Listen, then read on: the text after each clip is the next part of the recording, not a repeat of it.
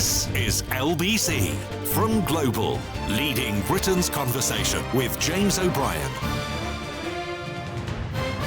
3 minutes after 10 is the time. Should we go a bit Iraqi for a moment? Just for a split second. I don't know if you noticed how many articles there were a few months ago about what the British Tories could learn from their Canadian counterparts as Pierre Poilievre seemed set to storm to victory, 20 points ahead in the polls and set for a 200-seat majority. And so there were endless beard-stroking think pieces about what the Tories could learn, what the British Tories could learn from the Canadian Conservatives.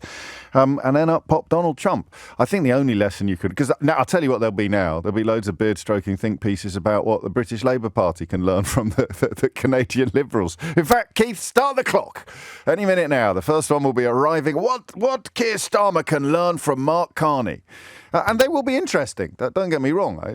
Political journalism is not about the actuality. It's about the possibility. And yet, I think the only real lesson those of us in the United Kingdom can learn from the overnight results in Canada, which do appear to have just delivered the second truss of the last 12 months, i.e. the leader of the right-wing party who was, well, no one ever expected Truss to win anything, I don't think, except perhaps Truss. But she managed to lose her own seat in the course of the last general election. I think the only lesson you can learn is that you cannot predict an election result from 4 years out.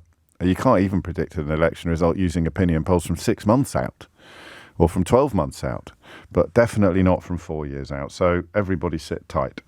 3 headlines which speak to a story, speak to a situation, a scenario, something like a scenario. It's a bit niche. Is that too niche? Something like a scenario? No? Okay, I don't think so. The first is this. EU reset threatens trade deal with US. The second speaks to the same story, but goes a little further, with Starmer and EU to sign anti-Trump pact in relationship reset. And then the third, which, for my money, is the saddest of the lot. Whitehall officials explore whether Trump's Turnberry could host Golf Open. So this is in response, apparently, to the US president regularly asking UK ministers why the Open, the golf tournament, has not been held at the resort he owns in Ayrshire in Scotland since 2009. I think it's time to pull Jimmy Carter out of the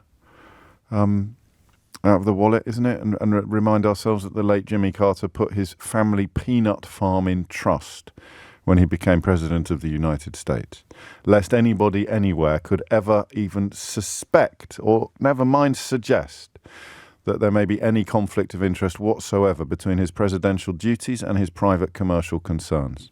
That doesn't just feel like a different age, it feels like a different planet. The British government, or at least Whitehall officials, wondering whether they can actually respond to the child president's petulant pleas for a resort he owns to host the Open, something that I presume delivers quite healthy profits and certainly delivers quite serious prestige. Jimmy Carter puts his peanut farm in trust, a blind trust. Donald Trump leans on government ministers to get a golf tournament held at a resort that he owns. And that's not even in the top 100 acts of egregious, borderline corruption, well, not even borderline, egregious self-interest and moral corruption that we have seen in the first 100 days. You'll be delighted to learn that Simon Marks will be joining us later today, live from Washington, to discuss those first 100 days. It's a much bigger junction in US politics than it is in UK. It's just historically and traditionally a much bigger deal. The expectation is, I think, probably because the executive in the United States is rather freer to do things, especially by presidential decree, than a prime minister is. The expectation is that you get a lot done in your first 100 days. We'll be having a look at what Donald Trump has or has not got done.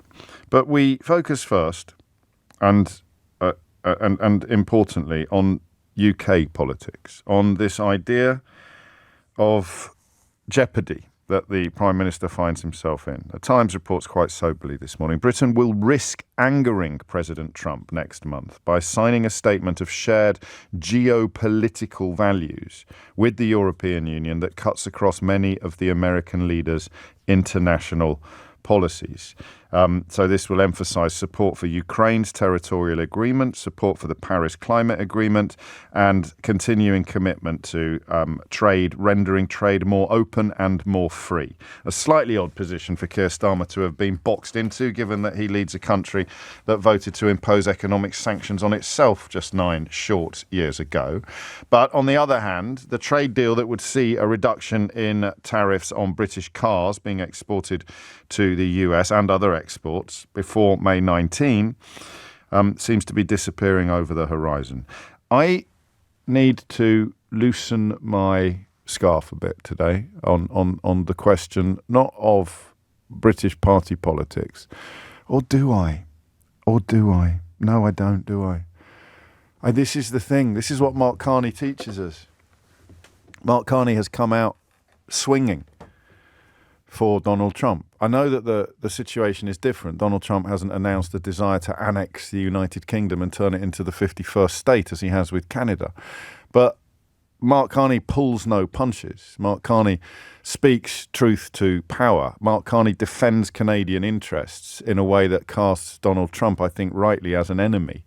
When I just said there, do I need to loosen my scarf? I was about to ask you whether or not there is a sort of pragmatic rationale for keeping Donald Trump sweet.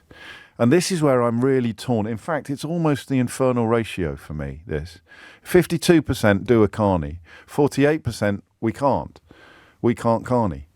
For reasons, not least the fact that we are isolated and increasingly diminished as a consequence of pulling out of the single market and the customs union. What heft do we have? I don't like this. I think you've got two choices when it comes to the status of Britain on the world stage. You've got reality or delusion. And delusion is really tempting. The people who still believe in the sort of legacies of empire, people who still think that we, even post-Suez, never mind post-Second World War, that we punch above our weight on the world stage. In a few ways we do, but not in the ways that matter most at times like this.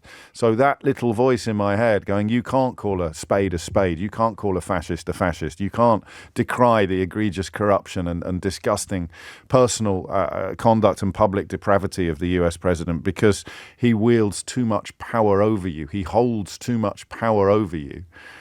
I hate that thought. Because it might be true. So I don't know that it is a loosening of the scarf necessarily, but is it fair? And this is a question I'm asking you, to which my answer is currently no. Is it fair to suggest that Keir Starmer has no choice but to butter up Donald Trump? Remember when that offer of the state visit looked like diplomatic genius? For about, a week, was it? How long? What was the gap between the offer of the state visit and calling and insulting Volodymyr Zelensky in the Oval Office, or calling him a dictator in a recorded exchange he later denied had ever happened? You see what I mean about the top 100 acts of egregious corruption. I don't know how long it lasted. It was only a weekend, was it? I think did it last even a weekend? It looked like an act of glorious diplomacy. And if you're looking at it from the right angle, it still does. Because the calculation was, we've got to keep this guy sweet. But if the tariffs have taught us anything, it's that trade deals don't matter to this man. You could sign a trade deal on a Monday, at risk of going all Craig David on you. He could tear it up on Tuesday. We'd go for a drink on Wednesday. We were making love by Thursday. Not quite that. But if you sign a trade deal on a Tuesday, he could have torn it up by Wednesday. And ridden completely roughshod over the things that you thought were written in stone, written in blood. So what choice does Starmer have? This isn't a phone-in because I don't think there's an answer to it. I'll tell you what the phone-in is in the next 120 seconds. If you've worked it out for yourself already, the number you need is 03456060973. It's about jumping one way or the other, or describing to me what the tightrope looks like, where you try to keep both sides sweet. I know there's a lot of clamour for, quotes, rejoining, end quotes, or realigning. I still think that's trickier than most people appreciate. I think Keir Starmer's view is that he's in a three-legged race, and people sometimes on the sidelines shout, take off the rope that's tied your legs together. Take it off and you'll be able to run much faster. And he doesn't think he can take it off. So he knows he'd be able to run faster if he took it off. He knows that taking it off is what logic dictates, but there is still either a literal majority or a political jeopardy attached to removing that rope. So he has to conduct the race with his legs, with his leg tied to another person's leg. You know what a three-legged race is. There's two people standing next to each other, and the adjoining legs, the abutting legs, the adjacent legs are tied together. So it's very hard to run in a three-legged race. Everyone's shouting from, take off the rope, Keir Starmer, take off the rope. He can't take the rope off. We can have a conversation about whether or not he can, but he believes he can't. So he's running a race with his legs tied to his running partner. And that means that he has less control over speed and direction than he would have otherwise. And that means that he is currently trying to do this thing. I don't know if it's another Ming vase, but he is trying to do this thing where cozying up to Trump in the hope of a trade deal. I'll say it again, cozying up to a man in the hope of a trade deal when it's a man who doesn't really set much store by the terms of trade deals that he's signed. Or trying to, accelerate cooperation with a bloc that we used to be part of. So undoing some of the, which is the front page of the Daily Express yesterday, talked about us losing our freedoms. And then when you read the first paragraph of the story, it was about young people actually gaining freedom to live and work briefly in continental Europe. So we're still in the upside down, and Keir Starmer has to navigate the upside down. It will be the most significant political declaration on Europe since Brexit. On that, everyone is agreed. The full terms and conditions, the full detail of it, not yet established, but we know the Paris Climate Agreement will be there and free trade will be there.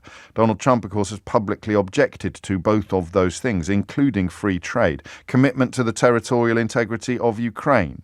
So to begin the first three, you've got Ukraine, you've got free trade, as in tariff-free trade, and you've got the Paris Climate Agreement. Three of the most urgent issues facing our species on this side of the world, or with at least one of them, the entire world. Keir Starmer has a choice. I think he has a choice. He goes one way, to Europe, or he looks the other way, to the United States. And when I said I was loosening my scarf, all I meant was, if you honestly believe that he should be looking more across the Atlantic than the Channel, then I don't want to scare you off or alienate you from the start. If you honestly believe it and you can offer up an intelligent analysis of why, I do really, really want to hear it. I worry that it involves a bit of complacency, that you are ignoring obviously fascistic movement, but perhaps you're not.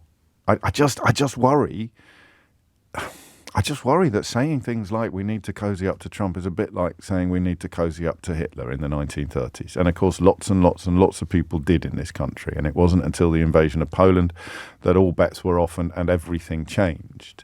But I'm slightly wary of that hyperbole, that potential hyperbole. If you can make a case for prioritising keeping Trump sweet over EU, UK rapprochement, then I really want to hear it. But for the rest of us, the question is this, okay? Which way should Starmer jump and why? 0345 6060 973. And crucially, I think, can he walk a tightrope? Is it worth trying to walk a tightrope? The European Union is still rules-based. It's still part of the international order. If they commit to something, they have committed to it. They won't turn their back on it. They won't tear it up. They won't set fire to it or dance around the room using it as a tutu. Donald Trump, you can't really trust anything he says or does. But does Starmer have any choice? These headlines: EU reset threatens trade deal with US. Starmer and EU to sign anti-Trump pact in relationship reset. Should the United Kingdom be looking east or west? I may even keep score today. 0345 6060 973. It's a choice, says Lauren, between liberal democracy or fascism. It doesn't seem like much of a choice when you frame it as precisely what it is.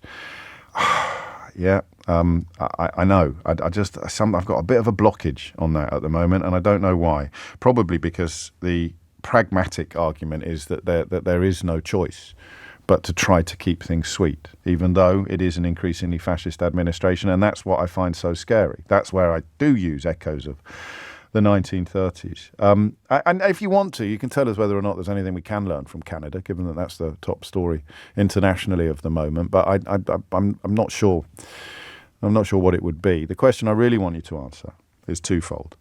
The first question is, what should he do? And the second question is, can he do neither? So is it east or west?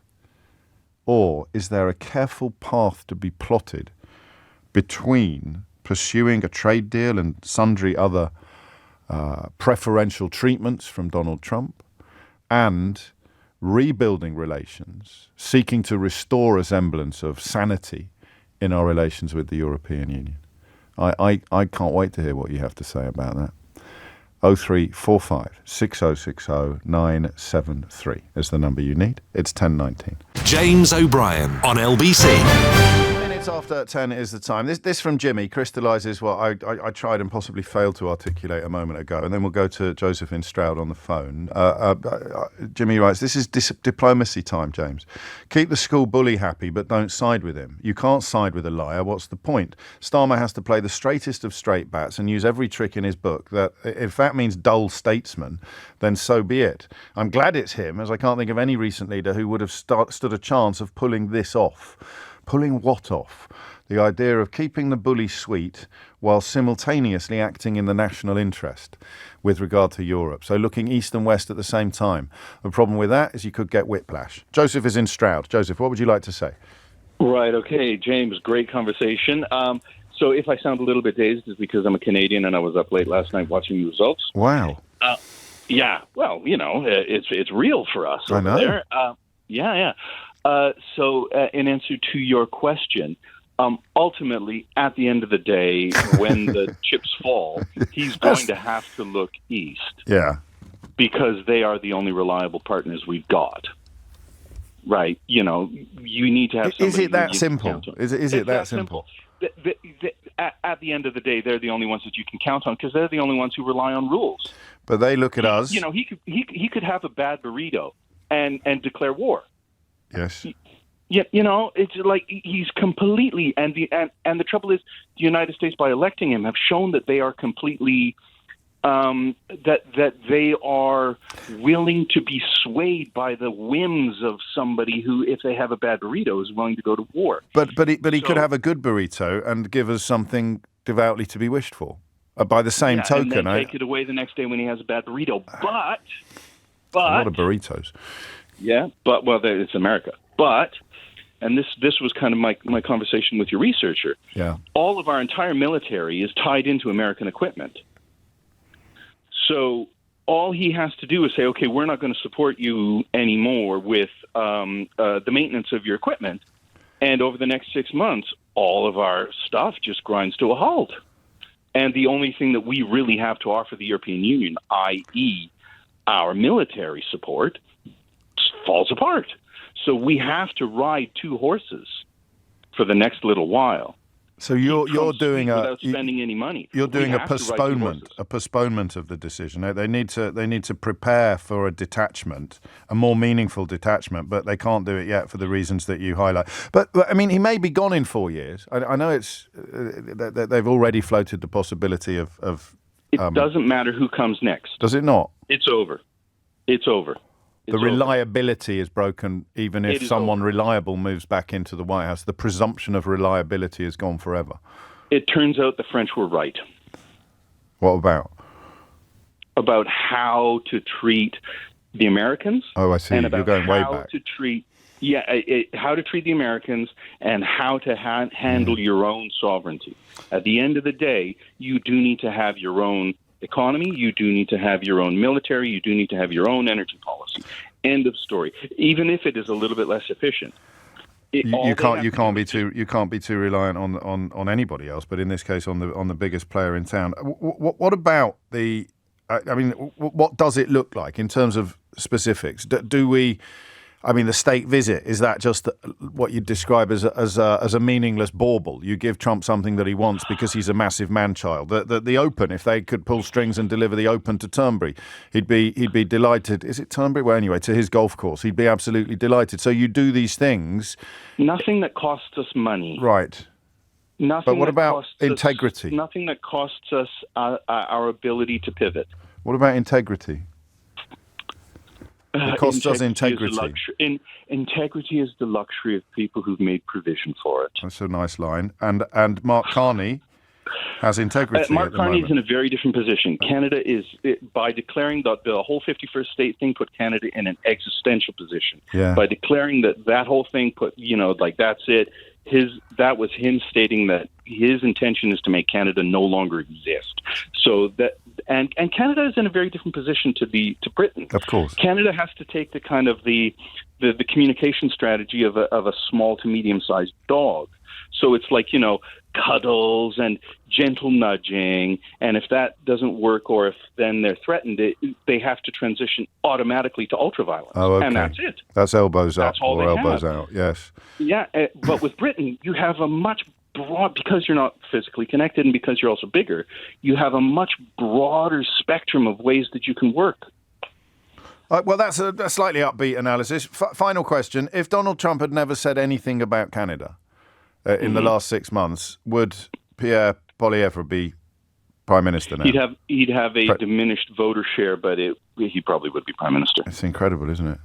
He has handed the premiership to Mark Carney. The guy is... Or gift-wrapped it, at least. It's unbelievable. I mean... I'm lost for words, and that doesn't happen. Politics, eh?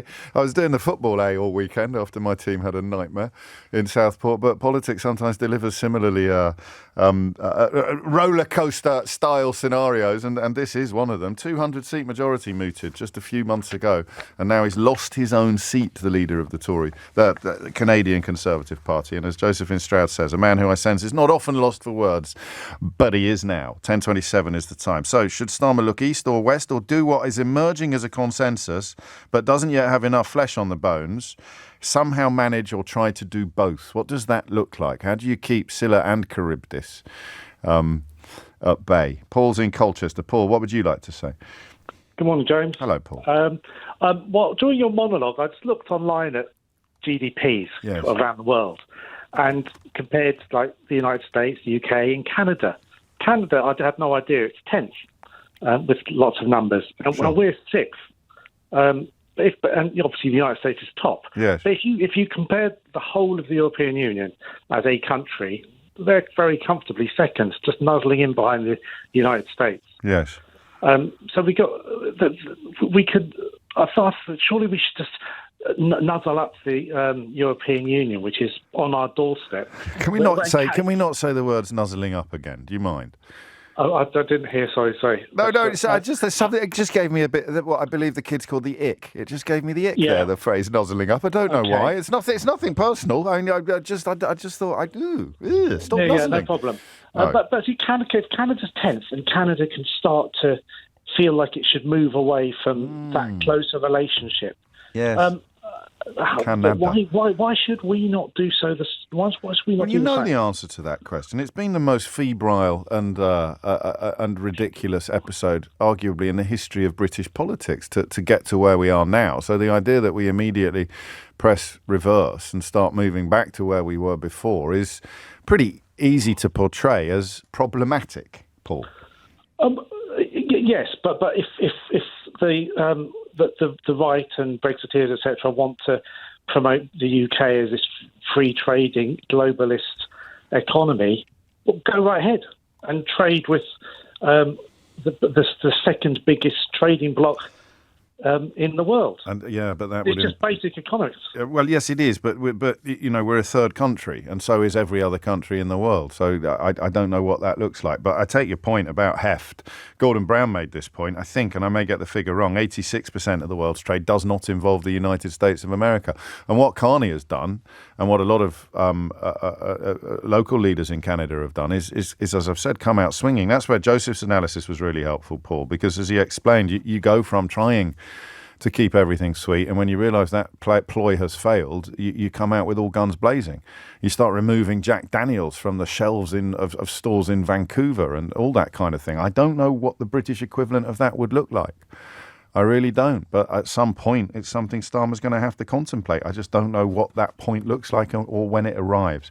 It's coming up to 10:30. Thank you, Paul. You're listening to James O'Brien on LBC. I don't know how you do it. So I don't know how you keep... What's the phrase when you're trying to have your cake and eat it, or when you're trying to keep two impossible ideas afloat? So there's a cognitive dissonance to it intellectually. You can't do both. But Starmer, I increasingly feel, has to. And I don't know what that means. I don't know what that looks like. So today it looks like this. Oh, Donald Trump owns a golf course and he wants to host the Open. Perhaps we could pull some strings and tickle his toes and see that he gets the Open. But we're probably not going to get the trade deal. So we need to sign a pact with the European Union committing to three things he despises, namely the territorial integrity of Ukraine, the relatively thin gruel of the Paris Climate Agreement, but it's all we've got if we want to stop the world from choking itself, or rather the population, the humanity from choking the world, and a commitment to free trade, which he's made it clear that he hates, because he keeps talking about how the tariffs are designed to do away with income tax, not as a temporary act of leverage. So I don't get it. I don't see how you do both. But I think that you have to. 0345 6060 973 is the number you need if you think you can shed light upon my shadows. Thomas Watts is here now with your headlines. James O'Brien on LBC. 4 is the time. So, as often happens, I've got two more thoughts have occurred to me after the first few calls, the first few contributions. How long does Trumpism last after Trump? Well, Joseph touched on this, that some things that were once baked into our presumptions, our preconceptions, have gone for a long time, and not forever necessarily, but I don't know what return to reality looks like when Trump has torn up so much that was previously politically sacrosanct. And here's one. I don't know whether this is something you'd like to have a crack at answering. I really hope it is. What would a British Mark Carney look like? So Mark Carney has been proved more or less right about everything with regard to Brexit and his time at the Bank of England. In fact, there's a wonderful little comment he made on the campaign trail that rather demonstrates that. But what I mean is not that. I mean, what would really robust resistance of Donald Trump look like from Downing Street? Because as callers have reminded us today, he okay, I've got to get this right. As callers have reminded us today, what you have is a choice, but Canada is smaller than the UK. Canada has less heft on the international stage than the UK. So what are the reasons why a UK Prime Minister couldn't come after Donald Trump in the way that Mark Carney has? And if he did, what would it look like? 0345 6060 973 is the number you need. Mark goes to the top of the class today in answer to the question of what would a British Mark Carney look like. Mark replies he'd look like Mark Carney, but with worse teeth. Very good. But I mean that. I don't think we thought about this enough. What would it actually look like for the UK Prime Minister to stand up and say, no, you are now our enemy, in the way that Mark Carney has done? Oh, I'd love you to have a crack at that, but it may be a bit too nebulous. I don't know. Let's find out. 0345 6060 973. What would a British Keir Starmer, what would a British Mark Carney do? What would realistic and robust resistance of Donald Trump look like, as opposed to this sort of mealy-mouthed attempt to have your cake and eat it? Oh, we're signing an anti-Trump pact with the EU, but we're also tickling his toes in the hope that we can somehow gift him the Open at his golf course in Scotland. Stuart is in St Albans. Stuart, what would you like to say? Yeah, I love the show, James, by the way. No, well, look, in answer to that question that you've just really posed, you know, what would a Mark Carney look like in the UK? I mean, one of the lessons I think Starmer can learn from Carney is that people do actually respect you if you take a position. Yeah. Yes. And in answer to the other question you posed, you know, why is Canada a smaller country, population, smaller economy? Why can't Starmer do the same thing? I mean, the elephant in the room is obviously Brexit. We are hemmed in by Brexit. If we move towards Europe, Starmer has got his eye on the polls. He'll be looking at the polls at the moment. They don't make great reading for Labour really at the moment. Worst ever, I think, for government to come in with the sort of majority that Labour had in its current polling. But, look at what Canada also teaches us about how much you can rely on polling 6 months out from a general election. Well, no, exactly. So he's hemmed in, and there is no middle ground here. There is no middle ground dealing with somebody like Trump. He cannot continue to walk this tightrope, and he's going to edge towards Europe, in my view. Incidentally, on the Ukraine thing, I can't help but wonder what we might be doing something behind the scenes and saying to the Americans, look, there is absolutely no way that we're going to bank this preposterous deal that you're proposing. I know it's outside the ambit of what we're discussing. No, it's not, though. It's not, because it will be part of this new pact that the UK is preparing to sign with the EU. Ukraine will be, the territorial integrity of Ukraine will be very much front and centre. In a way, it's the perfect example of the thing that you can't do today, but you're preparing to do it tomorrow. But what noises do you make in the meantime? Do you see what I mean? So we are going to have to replace the dependence upon America, but we can't replace it overnight. So what noises do you make in the meantime? Yeah, and the other thing is we've got to hope he actually does leave at the end of his term, and that somebody with a head on their shoulders is going to take over, that we're going to be able to do business with. So whatever we do now, we can't ostracize the Americans completely. Well, then you're back to my other question, which is how long does Trumpism last after Trump? And whether or not they get in at the next election. I mean, if we're dealing with the JD fans, in many ways it could be worse. So yeah, I take that. I mean, my overwhelming emotion is one of frustration. That Brexit. I mean, colours to the mast. I'm one of the most anti-Brexit people you would ever meet, and it's straitjacketed Starmer. He can't do anything, and it's one of the consequences of Brexit that none of us would ever really have predicted, that it's having such a huge impact on our foreign policy and our latitude when it comes to dealing with what is, in fact, an international crisis. We can't act with a clear voice, and we're sort of. I mean, it is diminished. In a way, it's a self-inflicted wound, not dissimilar to making Donald Trump president. The British equivalent of Trump is Brexit. Everyone seems to agree about that, regardless of where they sit on the spectrum of approval or disapproval. And if you still think Brexit was a good idea, chances are you still think Donald Trump is doing a bang-up job in the United States of America, which means you're focusing rather more on feelings than on facts. But we all do that at various points in our lives. That's the problem, isn't it? Is that we've done this crazy thing. That's why I quite like, for all the teasing that I'm receiving, including Andrew Marr's producer saying, go on, do the three-legged race thing again. I quite like my three-legged race analogy. Keir Starmer is hobbled, but he can't unhobble himself for reasons, political reasons, geopolitical reasons. And of course, the support that Farage is currently enjoying is Brexit 2.0. It's a huge sort of vote of unhappiness with the way things are. They're all as bad as each other. Let's just set fire to it and do something completely different. And nobody in the British media has got the honesty to admit that the last time they encouraged the population to do that, we blew off one of our own feet. If the polls stay where they are as the next general election comes around, the country's going to blow off the other one. But hey-ho, all of the people encouraging you to do it, whether they're sitting behind microphones in radio studios or writing op-eds in the Daily Mail, they'll be fine. They'll be fine. Just as the richest supporters of Donald Trump and his sycophants in the media, they're not going to be suffering from the shelves slowly emptying as ships from China stop coming to the United States. Seattle port, I think, empty overnight. Unprecedented scenes. But if you control the media, then you control the narrative. Thank you, Stuart. Vib is in Mill Hill. Vib, what would you like to say? Hi, good morning, James. Before I say what I wanted to say, I just wanted to answer your question about British Mark Carney. Yes. I think that Mark Carney had a no-brainer deal. He had to be antagonistic, severely antagonistic towards Trump to win the election. Keir Starmer does not need to be that. Okay. But I do think, my current thought is this. I used to think that Keir Starmer is hobbled. As you said, he really cannot take the risk to antagonize Trump.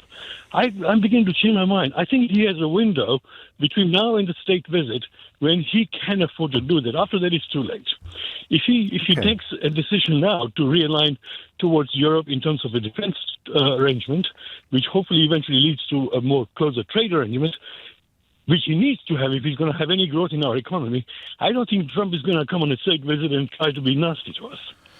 So I think he's got a window every now and then to take advantage of it, and he's got to be brave about it. And what does advantage look like? Sorry? What does advantage look like? I mean, we've got this window of leverage. What do we use it for? Kanye has shown that you can take on Trump, and he will. He doesn't take on people who takes him on, and he wants to be in good book with the British.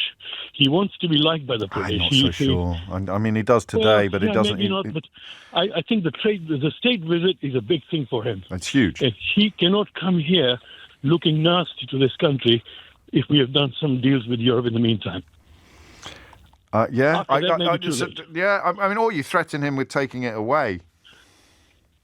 Yeah, I mean, we have a leverage now, and after that, it's too late. That's what my feeling is. Okay. I mean, there is something there. It does feel like a huge piece on the board, doesn't it? The state visit. It clearly meant so much to him. These what could be construed as meaningless baubles from the outside, from the inside, are not. His desperation to win the Nobel Peace Prize because Barack Obama did, and so much of Trump's animus seems to be a kind of white supremacist hatred of Barack Obama ever being permitted to become president in the first place. So he clearly values these things hugely, much more than other traditional assets that a president might pursue or seek. But I mean, but then the game changes after the state visit, which is probably going to be sooner rather than later. It has achieved the impossible of making me feel sorry for the king. Actually, poor old King Charles. He's not been well. He's in recovery. He's not young. He's done a pretty good job taking over from his mum after, looking like he was to be the perpetual bridesmaid and never the bride. And now he's got to entertain this man in his own house. Absolutely awful infliction. I grant you. The trade-off's pretty healthy. The quid pro quo for a king, for an actual king who gets to drive around in a golden carriage, and the only price he has to pay is occasionally breaking bread with unpleasant individuals. But still, I feel sorry for the king. Viv, thank you. Some nice answers to the question of what would a British Mark Carney look like. Some of you taking it less seriously than others, it has to be said. Ed Davey is the most the most popular answer. Ed Davey. What would a British Mark Carney look like? Ed Davey. Except Ed Davey's not likely to be in power anytime soon. Similarly, Rory Stewart. And I think Ian was yanking my chain when he said Jeremy Corbyn, but with Jeremy Corbyn fans, you can never be entirely sure. Hugh Grant in Love Actually is the second most popular answer. So in answer to the question of what would a British Mark Carney look like in terms of standing up to Donald Trump, the most popular answer is the Liberal Democrat leader Ed Davey, and the second most popular answer is a fictional character in a Richard Curtis film, namely Hugh Grant in Love Actually. James O'Brien on LBC.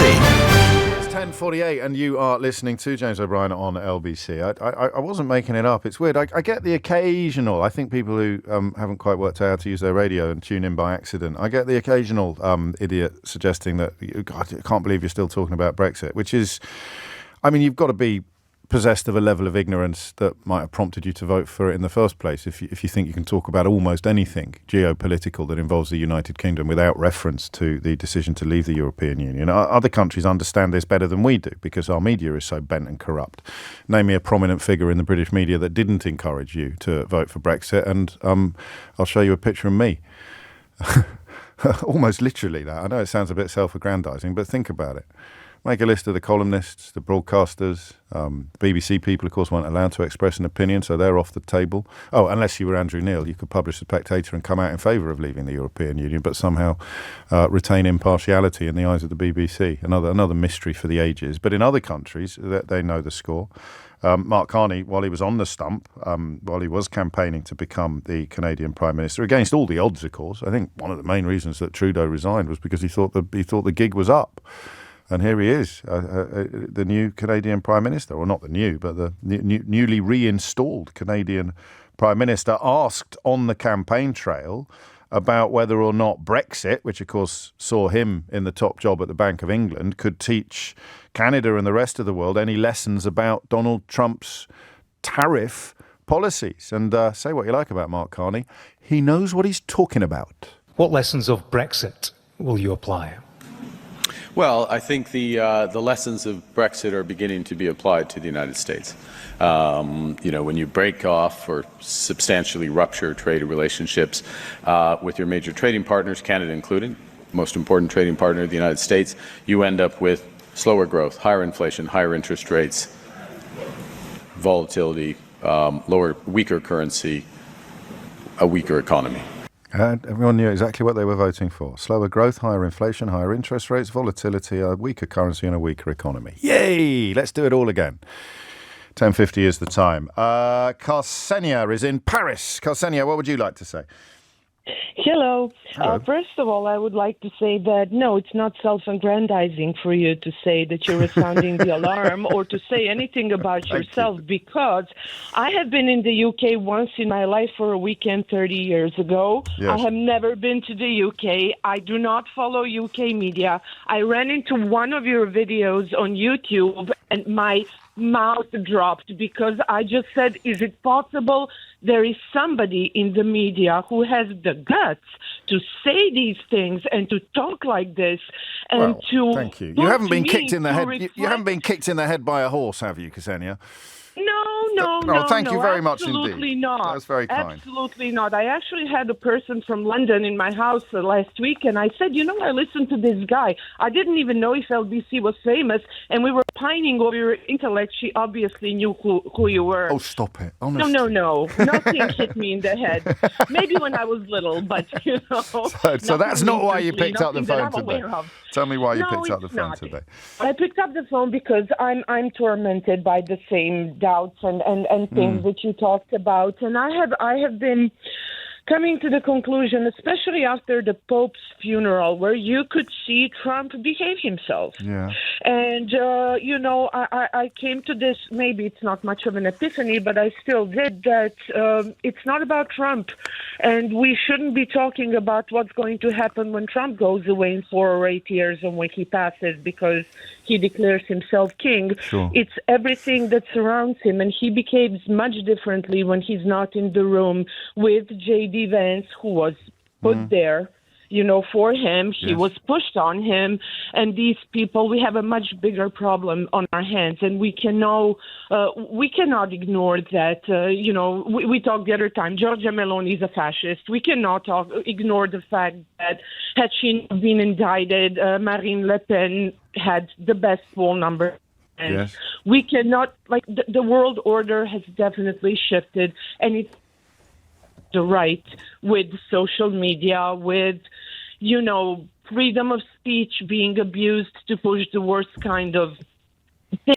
So I don't think we can look at a binary world order anymore where we have the West and the East. We have to trade with everyone we can trade with, and I believe there has to be a long-term effort to become militarily independent from the U.S. as much as possible, because it's not just Trump. What's going to happen in 4, 8, or however many years when he goes away? We had a world order after World War II that depended so heavily on America, and America.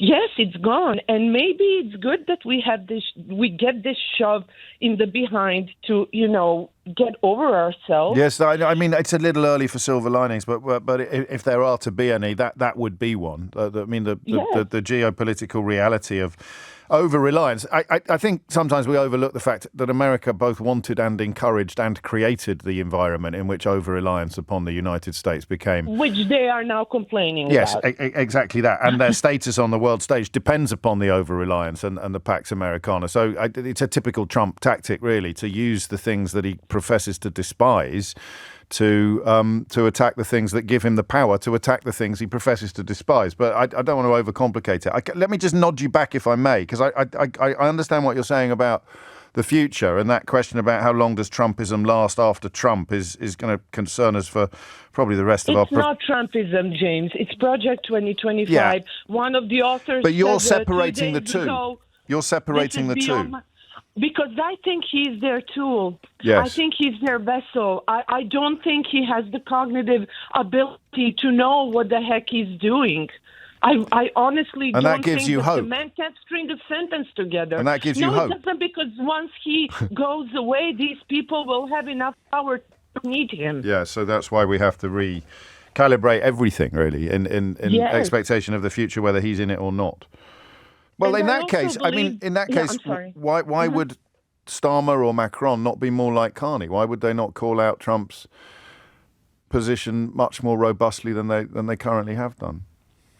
I don't think they have been attacked in a robust way in which Canada has been attacked. So I think that gives them more leeway to be diplomatic. I mean, look at the moment when Macron pushes Trump and Zelensky together, the way he does it with so much charm. I mean, it gives you wiggle room for more diplomacy because Trump, especially when you get him alone, away from his sycophants, and you flatter him enough, you can do whatever you want with him. Well, there's a thought. But something that I would like to add, and that's a bit of a more generic outlook. I come from the Balkans, and I believe that, and it also hits something that you said a couple of days ago about NATO and how it was successful in the Balkans, for instance. Well, up to Bosnia is on the verge of going to war again. Yes. They almost started firing a few days ago when the Bosnian police attempted to arrest Dodik. So there is a superficiality to Western diplomacy. I have seen that in Montenegro. I have seen that in Serbia. You know, whenever the Western media talks about strong men in Europe, they never mention Vučić. No, that's very true. Well, I mean, we have a bit. I've got a regular caller who advises the government in Montenegro who's helped us out a couple of times on this. But you're right. I mean, our focus is elsewhere at the moment, and all diplomacy is temporary. Which is fine. But it's very short-sighted. Afghanistan, too. Okay, we knew that the West was going to have to pull out at one point. But how did you pull out leaving the Taliban? I read the other day there was like a story that they're contemplating a new kind of a burqa where the woman can only look through. Things have to be brought to the end. Like when you intervene in a country, you cannot leave things halfway done. You cannot just go halfway, and that's what keeps on happening. And I believe that a new world order is no longer binary, where we have just West, just East, having each other's back because it's not working anymore. It's economically unsustainable, and where we have to invest in a diplomacy that is more sensitive to what happens on the ground, that truly understands conflicts in which it gets involved, and carries things to the end. If that makes sense. I don't know. It makes absolutely perfect sense. And we're back to silver lining territory, aren't we? If by tearing up the old order, Donald Trump creates an environment in which a new and better order can be constructed along the lines that you described, then we can look back in 20 years' time and breathe a sigh of relief, Ksenia. But well, I think he maybe that world order was already gone, but he made it evident, or maybe he just pushed it over the cliff and he was hanging there for a while. Do you think Trump is trying to? I don't know whether you like this verb, but it is a common one in geopolitical conversations. Do you think Trump is trying to balkanize the whole of Europe? What do you mean by balkanize? But federalize it? Turn constituent parts against each other. Yeah, not necessarily into war, but into instability and disunity. I don't know. No, nor do I. Maybe. It's a good question. It's a lot to think. It's a lot to think about. It's an excellent question. We have right now the Vučić and the Serbs trying to ethno-federalize Montenegro. Bosnia is already ethno-federalized.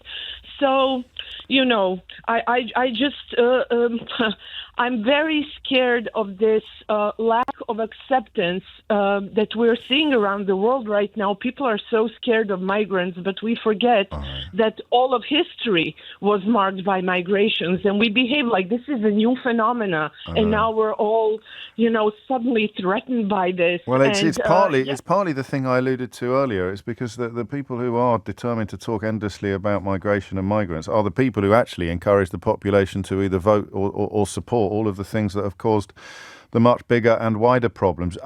It's time for the news. They put them in a situation. I apologize. I'm going to finish. No, I've got to They go to the news. In a situation where they got to run away, of course, and go to other countries. You mentioned Afghanistan already. Thank you so much. No, don't go yet, because you began by saying some very nice things about me. So I want to read some of the messages that have come in while you were talking. In fact, it's the same message from several different people. Dave says, "Give this woman a job."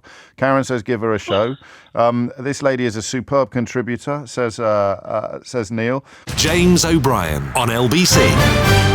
4 minutes after 11 is the time. All right, you know what I'm like. No, I'm joking. It's lovely to see so much praise coming in for Ksenia, the last caller, who really nailed a lot of it, but it doesn't necessarily make the road ahead any more attractive, does it? A better understanding that you have of what is beneath our feet at the moment. But the quest continues. You have to carry on trying to work this stuff out. Otherwise, I shall go mad, Horatio, which is a bit like what's just happened to Jeremy Vine, one of the country's, as you will know, leading broadcasters. I don't do motoring phone-ins on this programme, by which I mean I don't do phone-ins about how awful cyclists are or how unfair your last parking ticket was or what are the classics of that genre. I've kind of zoned it out a bit, I think, over the years. When I started here, 64 years ago, smart motorways, that was probably the most recent one, wasn't it? Potholes are different, Keith. Potholes are a sign of societal decline,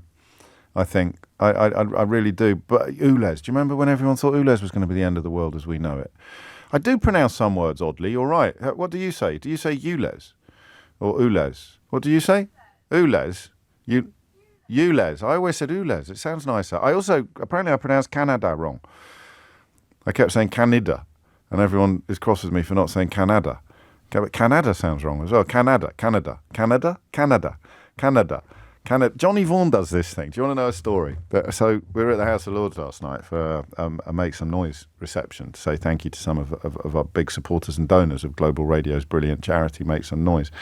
And Johnny Vaughan does this thing when he's having his photograph taken. I'm sure he won't mind me saying so. Is he says hi to the camera. If you say hi to the camera, it actually means that you've got quite a cool face. I look awful in photographs. I don't even need to tell you this. Since the advent of social media, which is kind of linked to what we'll be talking about regarding Jeremy Vine cycling and motoring. This is what Donald Trump calls the weave, isn't it? All of this stuff is relevant to the story. So you've seen photos of me. I do not, in the parlance of the genre, I do not scrub up well. Very, very occasionally I take a nice photograph, but most of the time I look pretty shocking, even when I've tried to look nice. So I'm always up for advice on how to look good in a photograph. And Johnny does this thing. So we're having our photograph taken, and Johnny goes, hi. And I said, what are you doing? And he goes, I always do that when I'm having my photograph taken. And Mateless was there, and she thought this was hilarious. So Dan Walker, who presents the breakfast show on Classic FM, of course, and Johnny Vaughan, who does Drive Time on Radio X, these are all part of the global family, and me, now start practicing saying hi when we're having our photograph taken. And Emily says, well, I'll take a picture of you, all saying hi. And we count it in wrong. And she's a bit of a mischief maker, Emily Mateless. So what she didn't tell us was that she wasn't taking a photograph at all. She was actually recording it on video. So you've got these three men standing in a row saying hi, hi, hi, hi, hi, hi, hi, hi, hi. Like, maybe you had to be there. But it was a moment of acute embarrassment. 8 minutes after 11 is the time. And the reason why you know I take a very bad photograph is largely because you would have seen evidence of it on social media. I haven't been on Twitter since the beginning of this year because it had become just intolerable. Because the way that Elon Musk had interfered with the algorithms meant not only that my feed was full of people I'd crossed the road to avoid, but also, of course, that my posts were being put into the feeds who would cross the road to avoid me. So I couldn't post anything without getting 100 replies from people who'd paid Elon Musk for the privilege of being prioritised in my feed to just sort of scream far-right abuse at me. I just got bored of it, so I knocked it on the head. But Jeremy Vine has used it for rather more constructive reasons over the years. He has become what you would call a cycling ambassador, an ambassador for cycling. And he would often record himself making his way in from West London to the BBC. And He has put up posts of various experiences, some of them really quite hairy, some of them unpleasant. I think one woman has actually been jailed for shouting and making a gun sign at him as he cycled home from work. Up to 40 driving offences every day, cycling from Chiswick to the BBC offices in Oxford Circus, according to some testimony that he gave to the London Assembly Transport Committee in 2018. His aim, he says, was only to get all of us who drive, because almost everyone who cycles drives, to think about the dangers of trying to move around cities on a push bike. But he stopped because he says the trolling just got too bad. They have had well over 100 million views, but in the end, the anger they generate has genuinely upset me. And he adds something that I think is true. If you cycle and you'd really rather not have your head crushed by the wheel of a bus, you're described as militant or radical. And he's right, isn't he? There's 2 or 3 different things going on here. The first is the nature of motoring in this country as almost quasi-religious. I mean, he goes further. He doesn't use the word quasi. He says car driving is a religion in this country. If you say anything that runs counter, that's what you get. I shouldn't mind, but in the end, I just thought I just want to now switch the narrative. I don't want to do this anymore. And in the end, it did get to me.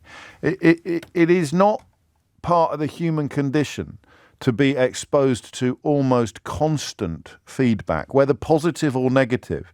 I think a lot of people who've had their brains boiled by the transgender conversation became that their brains were boiled by the constant online feedback, whether positive or negative. I think constant positive feedback can boil your brain almost as completely as constant negative feedback.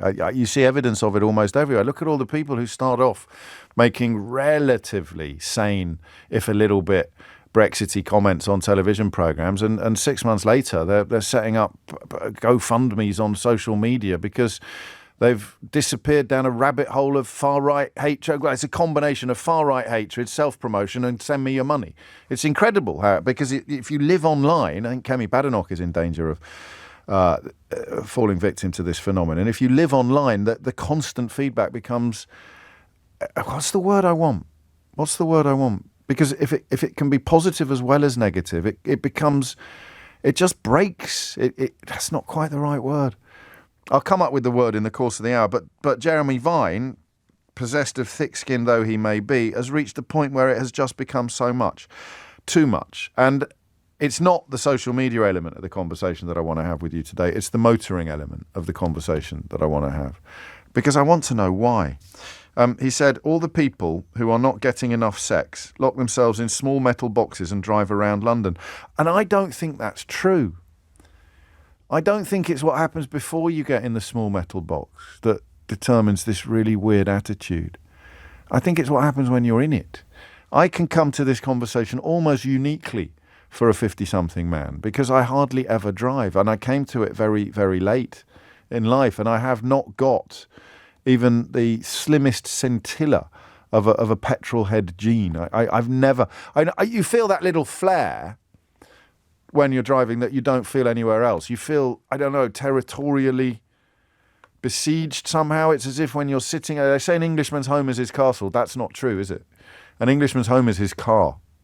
There's something that happens when you get into that little metal box that I don't think has anything to do with how much sex that you're getting outside of it. Sorry, Jeremy. Something happens when you get into that little car that I do not understand. And it stays with you when you get out of the car. So if you are big on driving and you present, for example, a radio program, you bring it to work. This hatred of cyclists, this really weird, quasi-religious reverence for the motorist, and this incredible negativity reserved for anybody who simply points out that they'd rather not have their head crushed by the wheel of a bus. You suddenly become militant or radical. What I want to know is why. Because I don't get it. What I want to know is why. It's not because you haven't had enough sex. I'm going to stop saying that now. That was one of Jeremy Vine's theories when he explained why he was knocking it on the head. All he did was film things that happened. That's what makes this so interesting. It's a bit like my phrase about this isn't an opinion, this is counting. All he did was film things that happened. It's not like he's making things up. It's not like he's going on social media and saying, oh, I nearly got my head chopped off by a Honda Civic last night. He is simply cycling around with a camera on his head and filming everything that he sees and putting it online. And this has, even by the standards of online trolling, this has prompted such vicious abuse.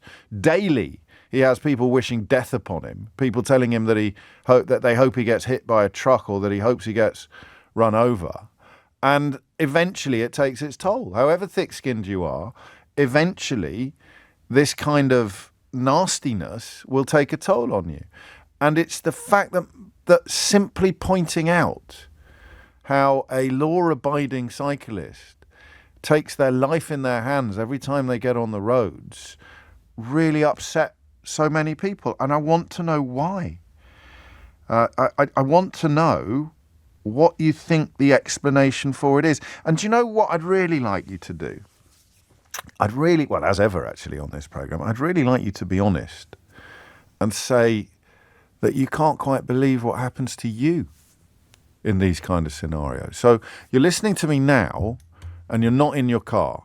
You're in a moment of leisure. And you can nod along with everything I'm saying. You can recognise the absurdity of how Jeremy Vine has been treated. The tragedy, in a way, of him being silenced, him being bullied into silence by not death threats necessarily, but you know, people wishing death upon him. And you're sitting there thinking to yourself, yes, this is awful. Good old James, he's got it right again, you're saying. Maybe not out loud, that would be weird. And then give it a couple of hours, or when you're driving home later this evening and something happens, or when you open up your newspaper and you read a story, you will feel what he describes. You will feel this almost religious reverence for motoring. He read out some of the examples of the comments that he's received online. People saying they wanted to see him injured on the road. Personal comments about his family. Please only upload another cycling video if it's you getting run down and hospitalised. I suppose the social media element of the conversation has taught us that people can be hideously unpleasant about anything under the sun these days. But I do still think that motoring has a special place in online hell. I do think something psychological happens to us. It's one of the first decisions I took when I started working here was that or was it? I've got a horrible feeling that I used to do the Lycra thing. Not me. I think I used to attack did I? I actually can't remember. I held 3 or 4 really lazy, cliched radio phone-in host opinions until probably the middle of the last decade. Until I started therapy, actually, and started to work out why I thought and felt various things about various things. But I held 3 or 4 really, really lazy radio phone-in opinions, the kind of opinions you arrive at only if you never think about anything. So on obesity, as you know, I was a lazy, cliched, stereotypical radio phone-in host. On tattoos, actually, I was just a bit of an idiot. And I've got a horrible feeling that I did it on cycling as well. I used to do the thing. And of course, the other one is vegetarianism. That's like the hat trick, really, of really lazy radio phone-in opinions. Oh, vegetarians, eh? I bet you wear leather shoes. And then obesity, just eat less and exercise more. And then the third one would be cyclists. I think I did jumping lights and doing this and doing the other, using, in other words, the behaviour of 0.1% of a demographic to denigrate and despise the other 99.9% of the demographic. Michael says, flipping it, you're right. I mean, I never get annoyed with cyclists when I'm in the passenger seat or not driving. It's only when I'm driving. And I don't want this conversation to be specific to cyclists. I want it to be about what happens to you in the car. Hannah writes, I was just about to message to admit to exactly this, James. I'm an easygoing, patient person, friendly to everyone, but I honestly don't know what happens when I get into my car. The rage I feel towards cyclists or people going too slowly. All my patience goes down the drain. It's like I'm someone else, and I honestly don't know why. I would never wish harm on a cyclist, but I do mutter swear words and curses when I'm behind one. I don't understand what happens to me. I'd love a psychologist to come on and tell us what's happening. That would work for me. You all need the number, though, and it is 0345 6060 973. James O'Brien on LBC. It's 20 minutes after 11. I sometimes worry when I get a message of absolute brilliance. I get a message of sparkling insight. I sometimes worry that if I read it out too early, it might kill the phone in stone dead. But it's not happened yet.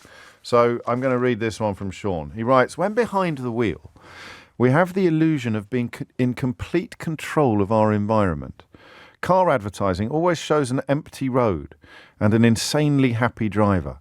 Have you seen that Chanel advert at the cinema? Where she's in a car and he's on his motorbike and they're hooking up for an assignation and they both go to the wrong house. They both go to each other's. Have you seen that one? That's a weird advert. But there's not another vehicle on the road. He's absolutely right. Car advertising always shows an empty road and an insanely happy driver. Neither of these things are true or even possible, but advertising is powerful. So is the desire to be in complete control. I believe these are the reasons why car drivers become what they become when driving. And I guess if you're a relatively unconfident driver, then that probably wouldn't apply. I don't know, but that's strong. Psychology, that is. 22 minutes after 11. Liam is in Worcester. Liam, what would you like to say? Hi, James. First-time caller, so I'm a bit nervous. Right, well, you know I'm from Kidderminster. You know I'm from Kidderminster, don't you, Liam? So we're practically related. Oh, God, yeah. Go on. What I was going to say is I'm a HGV driver and also a casual cyclist as well. Yes. And so I see it from both angles. And the problem with people in cars these days is, like the message you read out earlier, where the people see an empty road, and people are entitled, I think. They think that they have the right of way every time. The cyclists are just a nuisance. They're like a fly on the wall. They need to be swatted out the way because they don't pay insurance, they don't pay tax. They're just but they almost all do. They almost all do because they almost all drive cars, or in your case, lorries. So you are paying insurance and you are paying tax, just not when you're on your bike. That's true.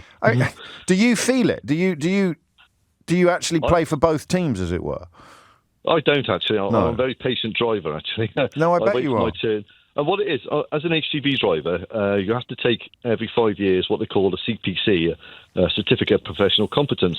And in the classroom, you're updated on all the latest rules and regulations. Right. And in it, you're educated that cyclists, pedestrians, horse riders are what they call now vulnerable road users, VRUs, and they have priority now over you. Oh, how interesting. So you have no choice, but you have to wait.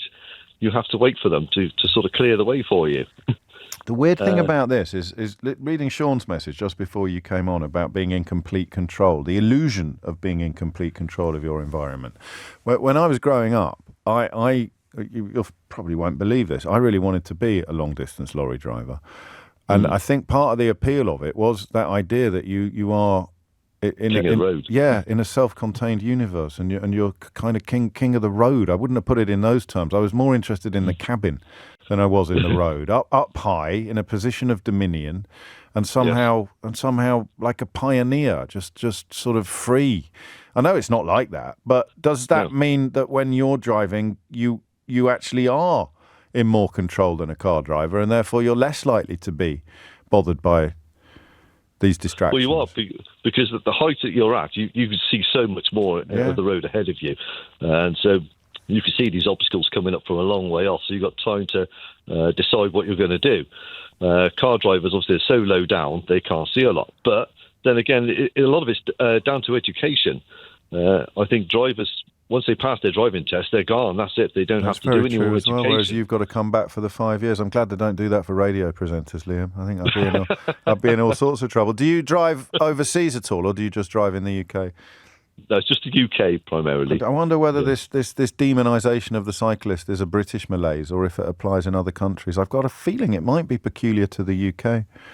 It is, because I've driven abroad in my car and caravan as well, and it's a totally different atmosphere driving abroad to what it is here. Well, then we need the why of it. It's a bit like yesterday's conversation about ultra-processed food, of all things. Liam, thank you. Happy trucking.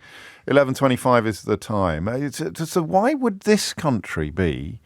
challenge me on this, as Ksenia proved at the end of the last hour, as people listening to this programme all over the world.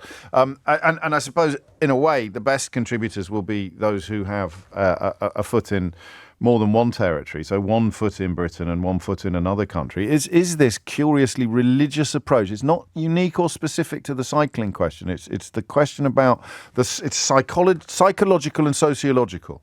That's how I insulate myself from any accusations that I'm conducting a motoring phone-in. I'm not. This is a phone-in about psychology and sociology, and also geography, because I don't think that this applies in other countries. Why would the are our roads narrower? I mean, you can bring a motoring answer to a psychological question, but why does this twin phenomenon, this demonisation of the cyclist that Jeremy Vine has become a sort of patron saint of, and simultaneously the quasi-religious nature of motoring that he has become a fairly robust critic of, why does it seem to be a peculiarly British malaise? What is it about these islands that lends itself to this condition? 0345 606 0973. Emma is in Leigh-on-Sea. Emma, what would you like to say? Morning, James. Hello, Emma. Hello. So I'm 48 now, and I've been cycling for, say, 30 years. Yes.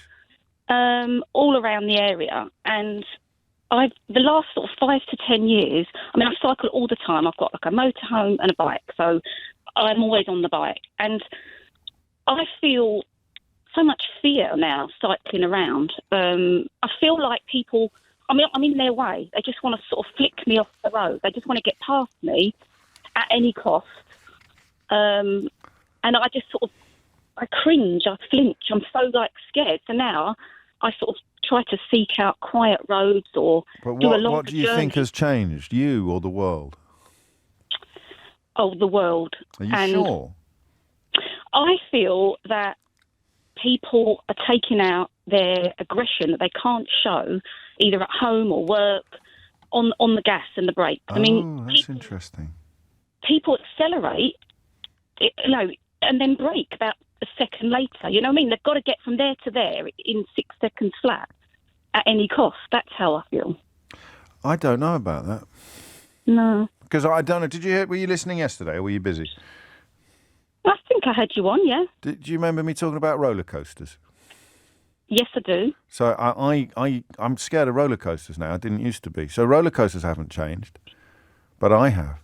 So I'm more conscious of peril and threat and danger than I used to be as a younger man. And you're a bit younger than me, but maybe it's you that's changed, not the people on the road. I mean, we'll find out because everyone else is about to chip into your sociological analysis, Emma. But it could be. Yeah. So everyone's angrier. Everyone's more unhappy. We could blame it on Brexit if we carry on like this. Everyone's poorer. That sense that actually the world is a more threatening place. You feel when you're cycling, but what we don't know is whether that's happened inside you or whether... That's really interesting. Yeah, you're right. As you get on in life, you kind of, the fears... Well, it's mortality, isn't it, Emma? We become aware of our own mortality and fragility in a way that in our 20s we just didn't take seriously. We didn't think I'll be here forever. I'll be here forever. And suddenly I think of some of the things I used to do as a kid. I used to like climbing things. I used to climb anything. I was absolutely bonkers. Anyway, I look at roller coasters now, and yes. I used to love them, and now I'm petrified. You see? And the roller coasters haven't changed, so how do we know that it's Emma? That it's all the drivers around you that have changed? It's an interesting question, but it maybe speaks a little bit to this. Does a young driver in their 20s hate cyclists as much as an older driver? So is it actually the jeopardy that the cyclist represents? If you've just missed one or one pulls in front of you and you slam on the brakes, you're running through the possibility of what would have happened in the event of you not putting the brakes on in time or you not being a conscientious driver. And that fear of the fragility of the universe translates into anger at the person who has reminded you of the fragility. So if you're in your 20s and you think you're immortal, maybe you don't have this animus towards other road users. Maybe you don't have this quasi-religious approach to motoring. I don't know. Emma, what a lovely call. And as a couple of you have pointed out, it's not psychology, James, it's psychology. Here's Thomas Watts with your headlines. James O'Brien on LBC. 11:33 is the time. I don't think this is going to be the phone-in, but we've definitely touched upon something that an awful lot of people recognise. Juliet says, I used to love flying until I had children. Now I feel fear as soon as we take off, and it stays until we've safely landed. My mum always said we didn't fly because Dad had a fear of flying. I asked him about it after we lost Mum to see if he wanted a trip home, and he said he had no problem with flying. It was the fear of the plane crashing and him not being able to save Mum or the kids where the fear came from, not the actual fear of flying. It's amazing, isn't it, how our relationship with fear evolves as we get older. I heard the penny drop then when we were talking to Emma. But that's not what we're talking about. We've got Simon Marks on the horizon to talk about Donald Trump's first 100 days in office. And before that, we're just looking at three different things, really. The quasi-religious nature of motoring, the hideous demonisation of cyclists, especially in Jeremy Vine's case, cyclists who point out how dangerous car drivers, how dangerous motorists make cycling. And thirdly, which is becoming a side order on loads of our topics, is this peculiar to the UK? Are we different from other countries? It's the question I asked yesterday with ultra-processed food. Why? Why do we score so badly on the consumption of ultra-processed food, superseded only by the United States of America? 11:34 is the time. Elton is in Letchworth. Elton, what would you like to say? Hi, James. I'm a former driving instructor. I'm also a former cycling instructor, and I was an instructor trainer. And as part of being a cycling instructor, I also trained HGV drivers to be aware of cyclists. Blimey, that's a full hand. Well done. Yeah, that was hard work. I always say if I was to win the lottery, I'd go back to cycle training because it doesn't pay very much, but it's a very enjoyable job. Teaching kids to ride is lovely. Yeah, but doing teaching the HGV drivers, that was work. I want to get paid for that. That was work. So the one we spoke to in Worcester was an exception to the general rule then? I did teach some absolutely fantastic instructors, HGV drivers, especially petrol tanker drivers. They were great. Were great. I think everyone would be careful driving a petrol. I mean, it almost becomes a prerequisite for the job, doesn't it? If someone turns up who's a little bit reckless, someone turns up with a sign for the office saying you don't have to be mad to work here, but it helps, you're thinking straight away, I'm not going to let him drive the petrol tank. It's not, if you're driving, I don't know what the driving equivalent of wrapping someone in cotton wool is, but that's who you want driving petrol tankers. You don't want a boy racer behind a wheel of a few tons of highly inflammable liquid. Anyway, we digress. What do you want to tell me? You asked why do drivers change when they get behind the wheel? Yes. And I think it's just selfishness. They just want to get, especially in heavy traffic, where they're restricting how fast they can drive. But that doesn't work because there's lots. Why aren't they selfish in loads of other scenarios? Well, in the supermarket, why aren't they selfish? Get out of the way! I want to pay for my dinner. I think it's because they've got so much potential to go quickly. Whereas in a supermarket, you can only go as fast as you can go. But when you're in a car, you've got potentially hundreds of horsepower underneath your right foot. You want to go at way above whatever the speed limit is. So we're coming back, as I thought we might, to Sean's message about the adverts. So somewhere inside, we all want to be in a Chanel advert, driving our car up a completely empty Alpine road. Yeah, I mean, when I was talking to a producer, they asked why do cyclists set out to antagonise drivers? And I would say definitely not, but cyclists, well, I imagine it will be one or two that do that. Of course, you've seen it, a tiny proportion do. They ride very aggressively, and I think partly because they have to. Yeah, so I could talk about these subjects for hours and hours and hours. I did, it was my job. But when a cyclist is riding along a road and there's a line of parked cars, the cyclist has been, cyclists either learn the hard way or have been taught to cycle away from the parked car. Of course. So that if someone opens a door, they don't get a door in the face. And that slows down everybody, and that's going to annoy you. Yeah, which can kill people. Cyclists have died because of that. No, my brother-in-law, he didn't get killed, thank God, but he got a really nasty accident when that happened to him. So you do ride in the middle of the road, and then someone No, not in the middle of the road. No, you know what I mean. In the lane. Yeah, all right, boss. Yeah, no, I know. I just meant the middle of that bit of the road. Yes. Right. So, as a cyclist, you're keeping yourself safe by cycling out of the door zone. As a driver, you just see a cyclist riding what you just said, the middle of the road, and they can't get past. The driver wants to get past, and they can't. No, but that would be true in all countries. Why is this peculiar to Britain? I have a theory on that, and I'm not 100% certain. No, don't worry, mate. You're in good company. I'm not 100% certain about any of my theories.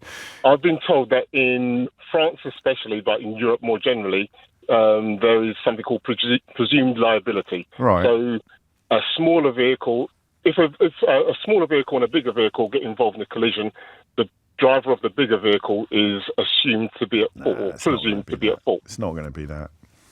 Well, because people aren't going to know that. I can give you a personal example, James. I don't know if you've ever heard of clipless pedals, where, conversely to the name, the cyclist is clipped into the pedal of the bike. Yes.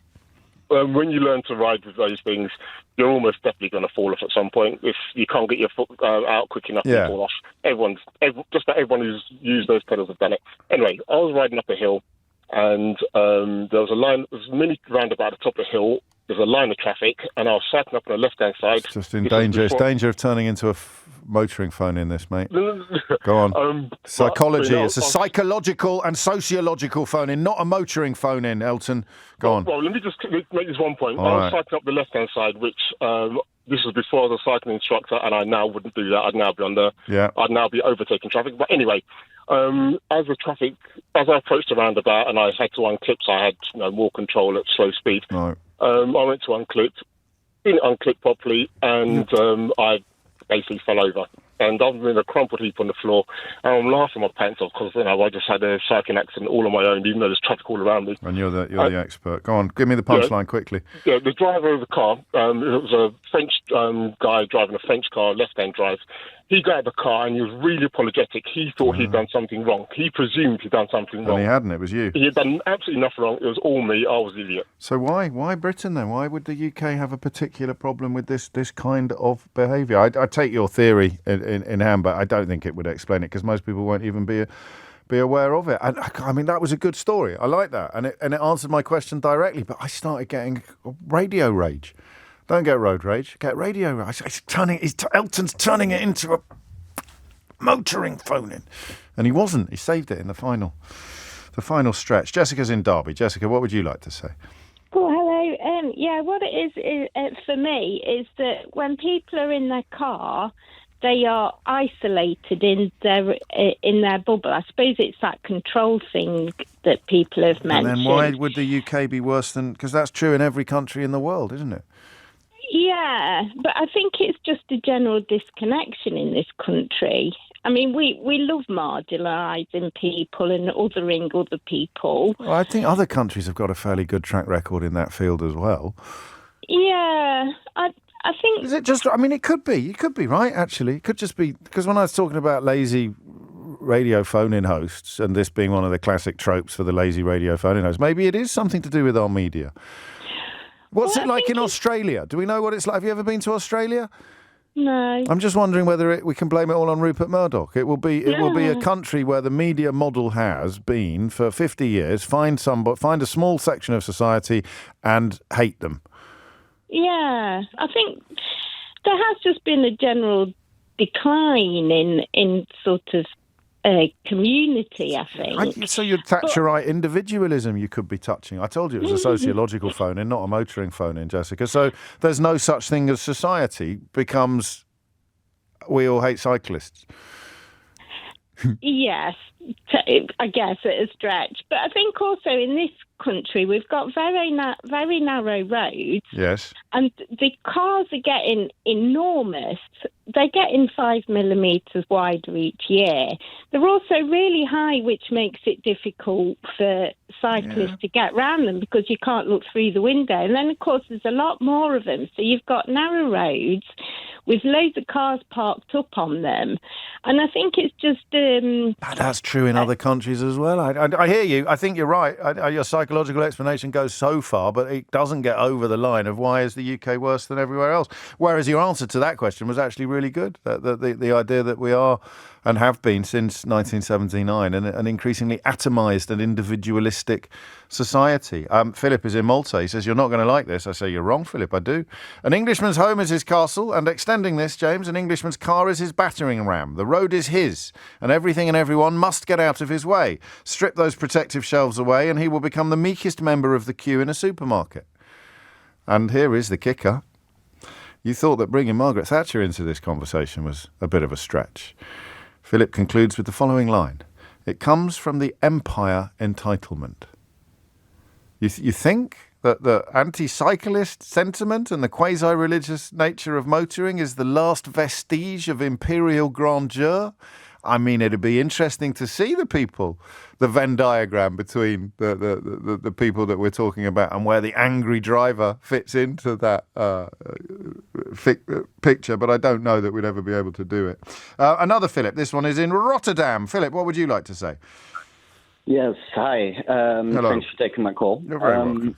So I'm a Dutch and British citizen. I've lived in the UK. I'm living in the Netherlands now. Okay. And one of the biggest things I think we should take with, at least from this double experience, is that the infrastructure actually greatly influences the psychology. Yes. Here in the Netherlands, we have separate cycling lanes at busy roads. We have clearly indicated cycling paths when they're not separated. It gives a lot of clarity to both cyclists and motor vehicles as to what the rules are and how they should behave towards one another.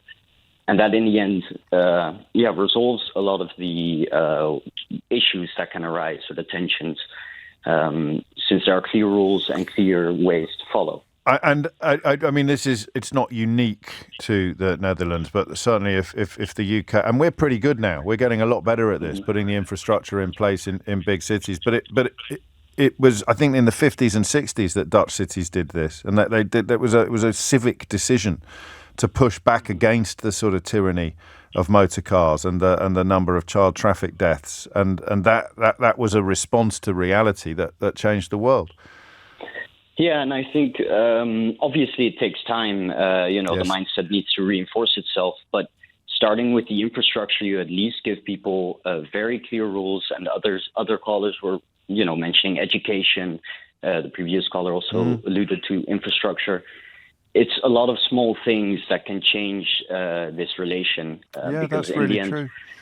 It arises due to like the small things as well. Like if you're hosting a party with a lot of friends and you don't have a place to hang the coats, obviously the coats are going to annoy you because you don't have something that can accommodate with this issue.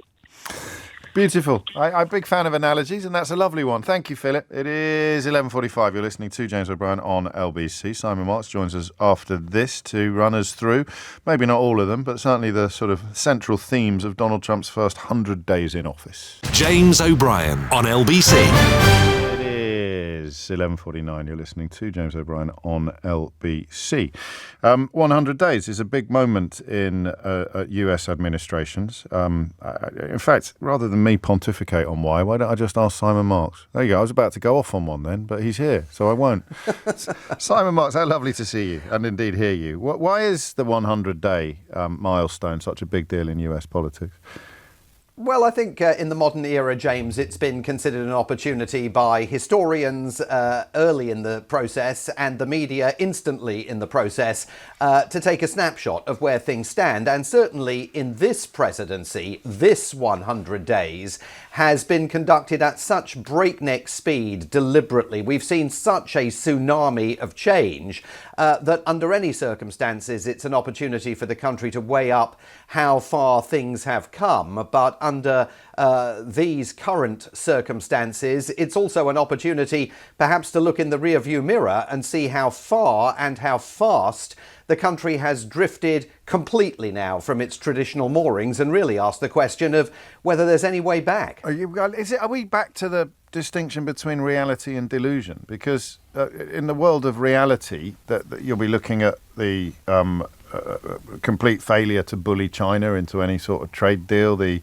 alignment with Vladimir Putin and the shameful abandonment and betrayal of Ukraine and Volodymyr Zelensky. You're looking at the financial figures that are by any measure pretty hideous, and yet presumably Donald Trump will still be doing a lap of honour.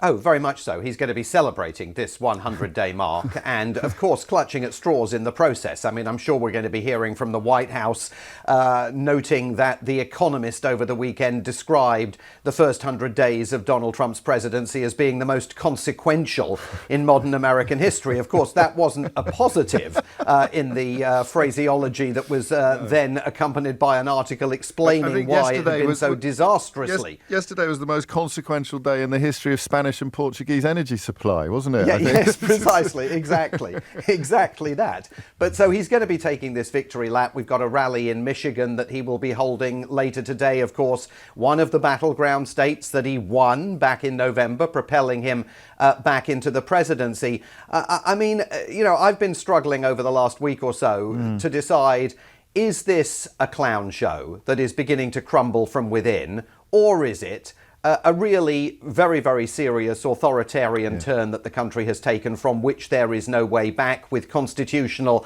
and democratic guardrails and checks and balances completely being eviscerated by the Trump White House? And the answer to the question is, it's both. I mean, Mussolini was widely seen in Italy as a buffoon, and yet he also very successfully installed a reign of fascist terror there. And I do think that we are seeing the implementation of authoritarian moves from which it is going to be very difficult from any successor government to pull back. I mean, when you look at the way in which the courts right now are being steamrolled on the issue of mass deportations, court orders now being completely flagrantly ignored on a continuing basis, as the White House simply says, illegal immigrants living in the United States have no right to due process. They've got no right to make their case to stay in the United States. Even American citizens who have been deported, like the 2-year-old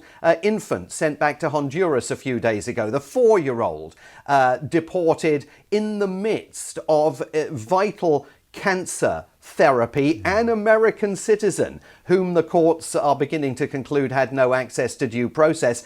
And then you look at other court orders. A judge last week said that the government had illegally shut down Voice of America and fired all its staff. Well, Voice of America's still off air. The building's an empty hulk. The staff are all still laid off. These are seismic changes in the way that the country operates, and returning to the status quo ante is going to be very problematic. And I mean, as you say, the rule of law is creaking. Yeah, I mean, the rule of law is under attack in two separate ways. First of all, the tsunami of activity has left the courts struggling to catch up. I mean, who knew that it would be so easy, essentially, to bring the rule of law in the United States to its knees? That all you had to do was throw not just one string of spaghetti at the wall, but loads and loads and loads of spaghetti, the entire plate.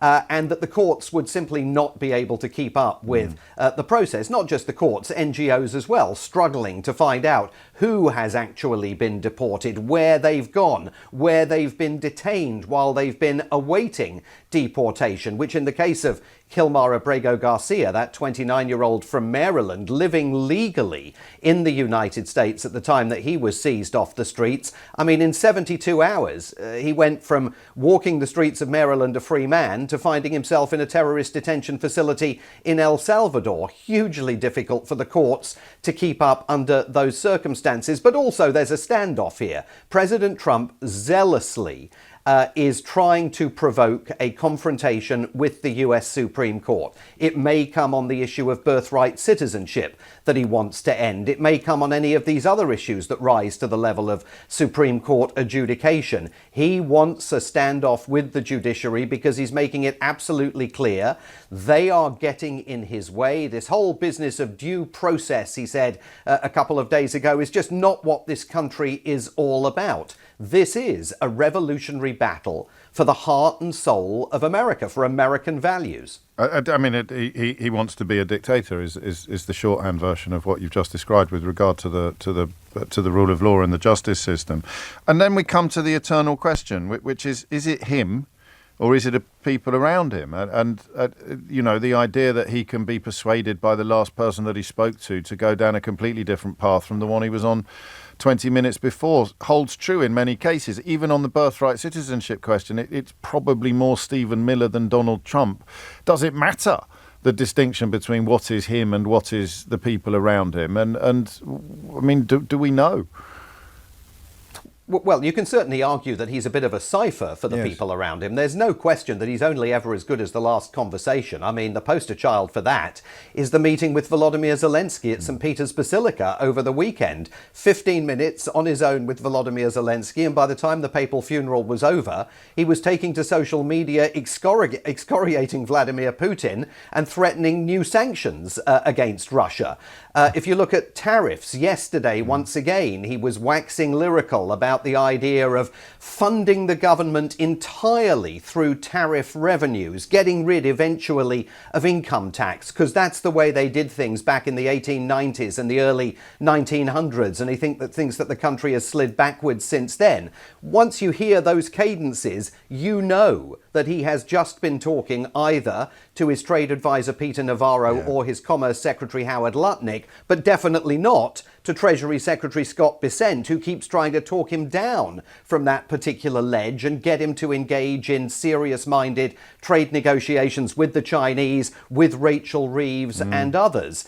On the deportations issue, it is Stephen Miller all the way that is ruling the roost. I mean, yesterday, even suggestions coming from him and Tom Homan, the border czar, that the 2-year-old and the 4-year-old that had been deported, that was an act of kindness by the White House because they were keeping the children with their mothers. They were keeping the family together. Well, in the case of the 2-year-old, the father, an American citizen, was urgently and desperately petitioning the courts to try and stop the infant from being sent out of the country, given that the child was an American citizen. But Stephen Miller and Tom Homan have no truck whatsoever with the courts interfering in these processes. And this might be a daft question, so forgive me if it is. At the rally later, when he celebrates his triumphs, will any of them be true? Are there anything... Will any of them be true? Yeah. I mean, there may be some things that are true. I mean, he has successfully forced federal government workers to return to their offices. Right. And I think that's been a popular move. Many Americans could not understand, many Democrats could not understand why Joe Biden didn't do that when he was president of the United States, allowing them all to work from home as though COVID was still a thing. I mean, there are other less serious elements that he will point to as strengths. He's making moves now to get English declared the official language, major moves being taken against the use of Spanish by the government and in federal offices and other agencies. But most of his policy making is based on disinformation and what were referred to rather quaintly in the first term as alternative facts. And those now tumble from his lips, and not only his lips, from J.D. Vance's lips, from Marco Rubio's lips, with no restraining influences within the government. I mean, there are barely, Scott Bessent, the Treasury Secretary, arguably an adult in the room, but there are no others, and they're all egging him on.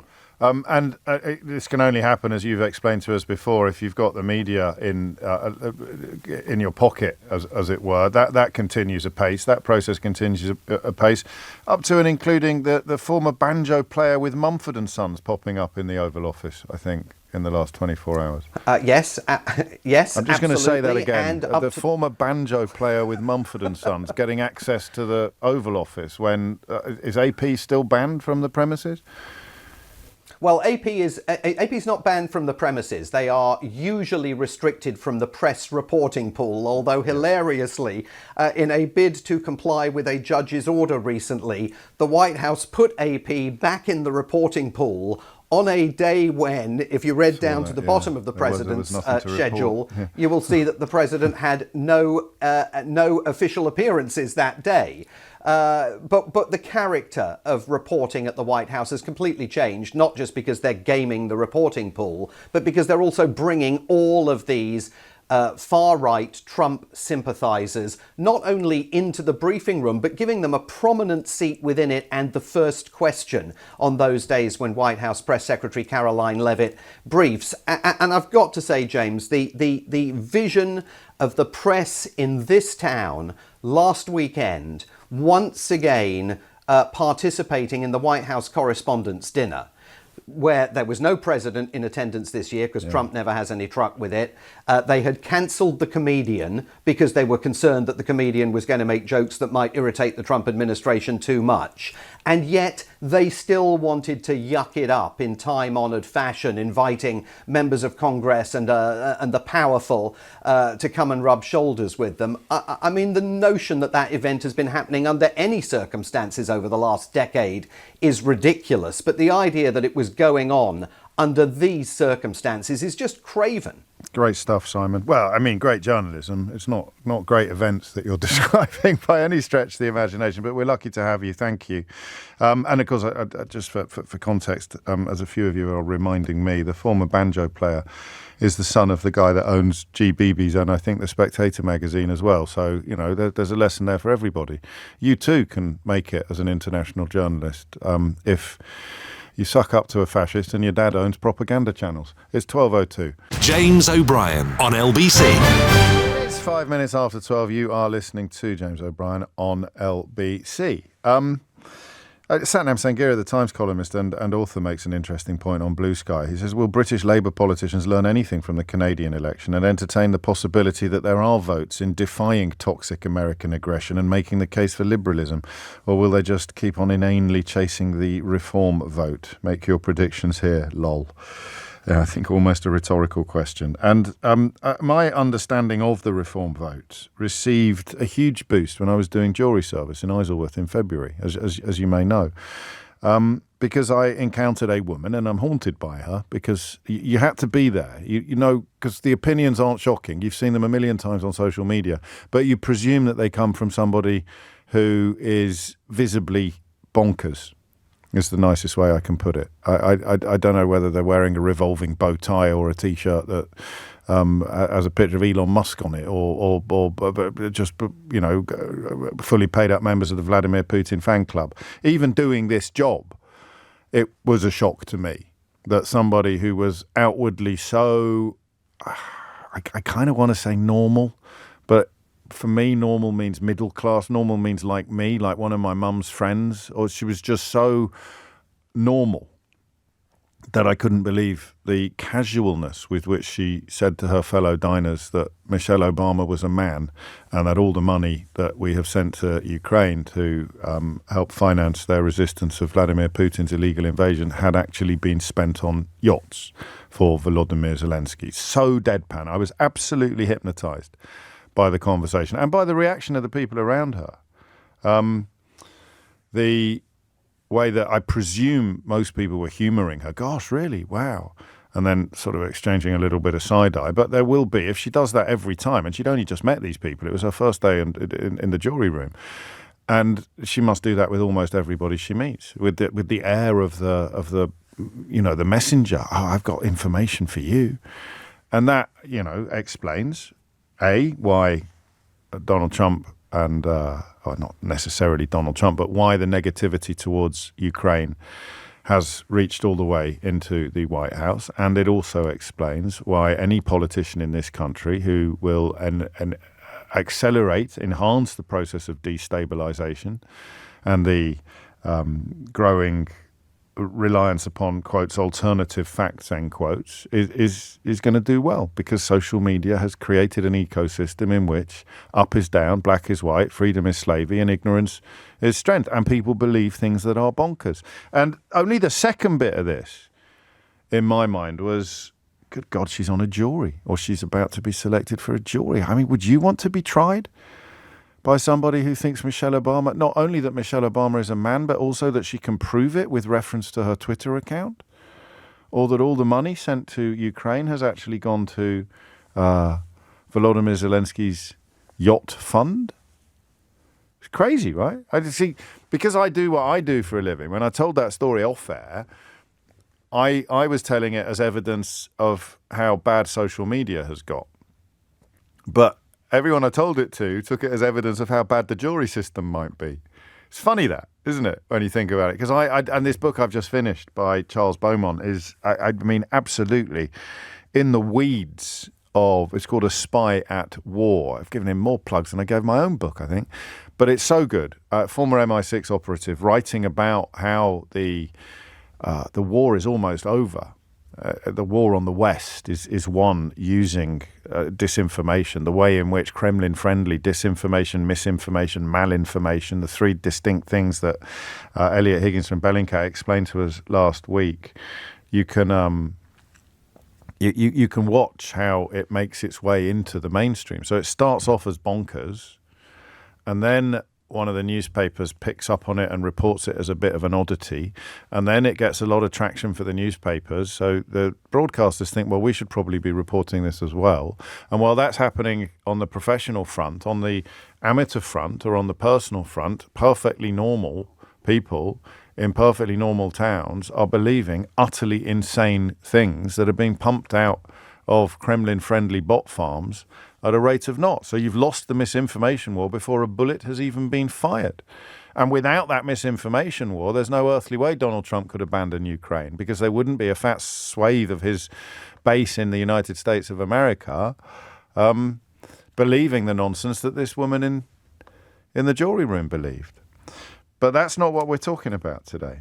We're talking about juries. Violent criminals tried without juries under swift justice plan is a headline from earlier this week. Defendants accused of violent crimes and drug dealing will be among those to lose their automatic right to a jury trial. This is under plans that are apparently backed by ministers, and a key part of cutting the epic court backlog. The court's minister, a King's Counsel called Sarah Sackman, had said that the establishment of an intermediate court was an idea whose time had probably come. And it is expected that Brian Leveson, the former judge and head of criminal justice, when he publishes his review into the Crown Courts of England and Wales later this year, it's highly possible that he will endorse this idea, that it will recommend the creation of an intermediate court. So here's the bottom line, right? 5 former Lord Chancellors and 2 former Lord Chief Justices have supported the idea that some serious offences could be tried by a judge and 2 magistrates, so you would dispense with the need for a jury. And this is absolutely fascinating to me, because it's one of those things that you sort of think is almost sacred. I know that in recent years, most of the people talking about Magna Carta have been absolute headbangers.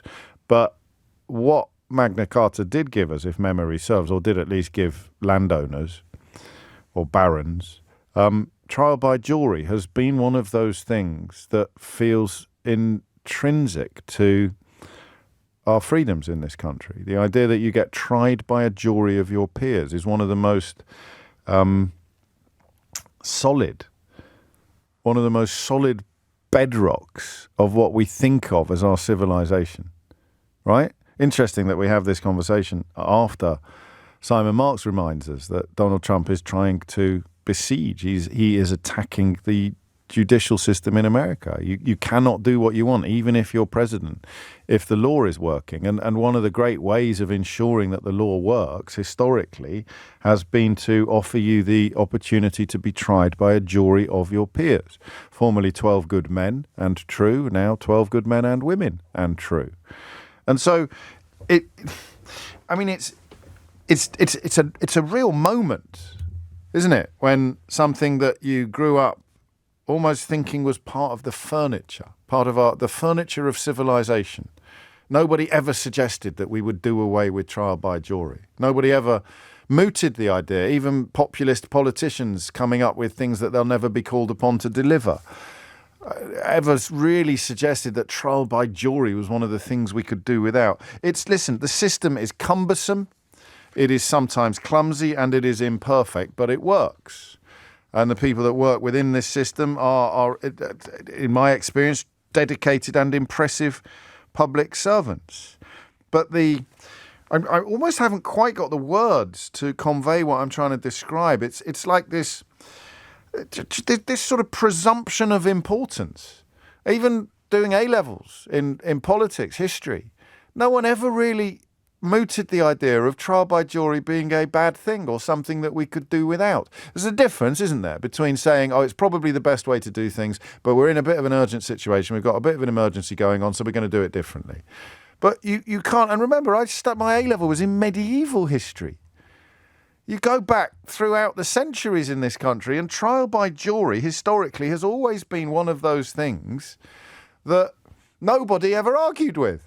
You've never, even like professional contrarians and idiots, no one ever really goes, I'll tell you what we need to get rid of, trial by jury. I can't think of anything else except the vote. No, not even the vote. Some people don't think some people should have the vote. Whether it's people in prison or whether it's 16-year-olds, you can have an argument about who should have the vote. But not trial by jury. Trial by jury, I think uniquely, and my inbox is open if you can think of something else nobody has ever argued with. In the history of this country, nobody has ever argued with this thing. That's incredible. We argue about bloody everything. In many ways, we always have, but it's worse now than ever. Here is one thing that we've never argued. I'll tell you what we should do. We should get rid of trial by jury. Said nobody ever. Until now. Just think about it. Go on. So what else would you put on that list? Trial by jury. Something that no one has ever argued about. What else could you say that no one in this country has ever said, we should get rid of that? Or we should rethink that? Or we could do that better? Listen, I'm not bad at this job. I can't think of anything. I can't think of a single thing that we have never, ever, ever argued about or said, get rid of it. And here we are, learning that 4 former Lord Chief Justices and 5 former Lord Chancellors, 2 former Lord Chief Justices and a partridge in a pear tree are persuaded that we can actually do away with trial by jury for defendants accused of violent crimes and drug dealing. Wow. What do you think? And who the hell knows? Who can answer this question? A barrister's going to be up in arms about this? You're going to lose some work. No, you're not. You still need barristers to make the case. It's just that a judge and 2 magistrates, so judges, magistrates, criminals, not violent criminals. I don't really want to talk to you. But, who? Because it seems to me, and I'm going to say this out loud, I can't really tell you why trial by jury is so important. It's not something we've ever really examined. I know it goes back to Magna Carta. Did she die for nothing? It goes back to Magna Carta. It goes back to a guard against tyranny, a guard against absolute monarchy. And I suppose recent events in the United States remind us that you can never say never when it comes to the return to those sort of phenomena. But nobody's talking about undoing the trial system. It's just just changing the identity of the people that will make the decision on whether the defendant is guilty or innocent. And my limited experience, I never actually got on a jury, but my limited experience on this front suggests to me that I'm going to say it, that a judge and 2 magistrates will probably do a better job than 12 members of the public. What do you think? 0345 6060 973. I mean it. I'm not a professional contrarian. I wish I could come up with a kind of passionate, literary, intellectual explanation as to why this is an appalling affront to our democratic freedoms. But who would you rather be tried by? A judge and 2 magistrates, or a woman who thinks Michelle Obama is a man? I know she's only one of 12 people on the jury, but my first response to that would be, for now, give it another couple of years and you'll have 10 people on the jury who have been persuaded of absolute codswallop. I mean, am I being a little bit classist here? Am I presuming that a judge and 2 magistrates are going to be better informed, better educated? Maybe the magistrates' bench is full of Donald Trump fans. I don't know. But the question stands. Why? I mean, what is the big deal? Isn't that crazy? So it's the only thing in all the years that we've spent together, it's the only thing that any of us can think of that is utterly uncontroversial. Trial by jury has never, ever, ever been mooted as something that needs revising or removing. I mean, listen, there'd be no phone-in, would there, if it wasn't for the fact that every subject under the sun lends itself to a bit of a ding-dong. This one never, ever has. Nobody has ever suggested that we should get rid of trial by jury. And yet here we are. So what do you reckon? It's a bit of a no-brainer, isn't it? We've got a massive courts backlog. Jurors are more likely than judges to be idiots, and therefore let the judges make the decision in the trials. What's wrong with that? Hit the numbers now, you will get through. 0345 6060 973 is the number that you need. It's 12:19. James O'Brien on LBC. 1 minute after 12. I've got to be wrong, haven't I? I've got to be wrong. Jimmy writes, big fan. If democracy is dead due to social media, then what's the point of a jury? If I had an experience I did have an experience much like yours, and it scared the life out of me. And yet, of course, on the other hand, you look at the examples of miscarriages of justice. Well, they would have involved juries and judges. Simon, I think, goes into second place on Gag of the Day. He's contributed the following. The jury's still out on this one, James. Literally. Frank's in Tameside. Frank, what made you pick up the phone? Would you really prefer a judge and 2 magistrates? I think so. I mean, does it depend whether I've done it or not? Well, I've only done one episode of jury service. It was a long time ago. Right. But recently, I've signed up to one of these Facebook political discussion groups, basically to argue with the people who are on there. Marvellous. Because it's somewhere to the right of Attila the Hun. OK. It's not ours, is it? It's not the LBC website. Oh, no. Just checking. Carry on. Anyway, on there is a local magistrate who I have encountered before. Oh, yes. Not in connection with anything legal, no, but of course sticking the nose in, if you know what I mean. I do. Anyway, said magistrate worships Donald Trump and everything he stands for. Oh. And I am gobsmacked. Yeah, I am now. So she could have been the juror in my room. Well, exactly. That's why I rang, because you've encountered the lady in the jury room. I've got this one who thinks that somebody with 34 convictions, who ignores Supreme Court rulings, who deports people with no legal justification whatsoever, is a paean of virtue. And I do not understand how somebody who sits on a bench and is supposed to be responsible for exercising aspects of the law can be so wrong. OK, then let's get rid of the magistrates and just leave it up to the judge. Well, I'll be quite honest. In the end, I do somewhat come round to, the 12 of your peers. What if you've got 12 of her? Well, this or is seven, exactly seven the of point her. This political discussion group. Yes, of course. I cannot believe the Victor. right-wing bitterness.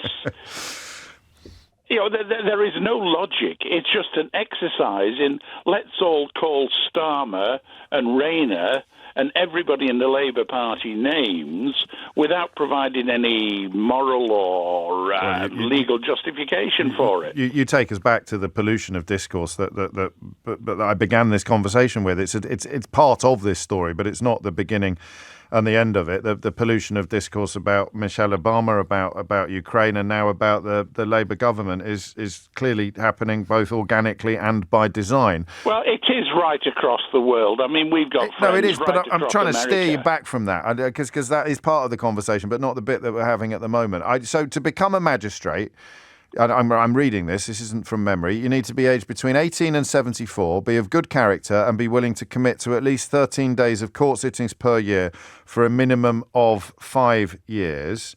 So, I mean, you could get there's no more criteria there for eligibility than there would be for a juror, is there? No. Well, you've let me out. I'm 74, so that's me out the door. Oh, well, no, that's not good, actually. I don't think that's good. But I mean, there was one time years ago when the brother-in-law walked into the office and he threw this little red book at me and said, have a read of that. Yeah.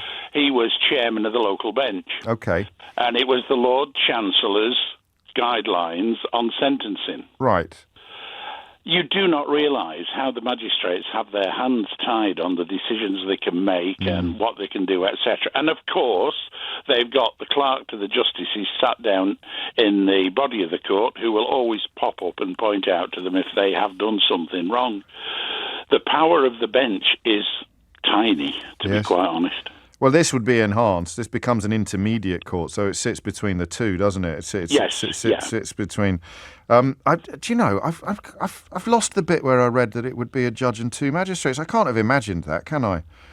Well, put it this way. You were certainly talking about it a few minutes ago, but without the paperwork. I know, I've got it in front of me, but I just... Because what you've just said about magistrates has made me look up what you need to be a magistrate, and the lady that you've encountered on Facebook, not being a wonderful advertisement for the office, has made me just want to double-check that's... Yeah, no, here it is.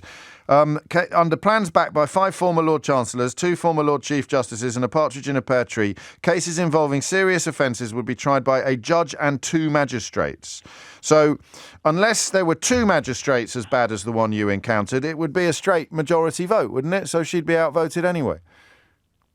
Well, you would hope that if they are objective, clear-thinking people, yes. Yeah, but of course what you've done is point out the idiocy of my reasoning on this, because I can't encounter one juror and then use that as a basis for getting rid of trial by jury any more than you can encounter one magistrate and use that as a basis for getting rid of trial by magistrates. But what is interesting, and I don't want to do Frank a disservice, is that neither of us have actually got a deep and meaningful understanding of why trial by jury has been such a baked-in part of our societies and indeed should remain so.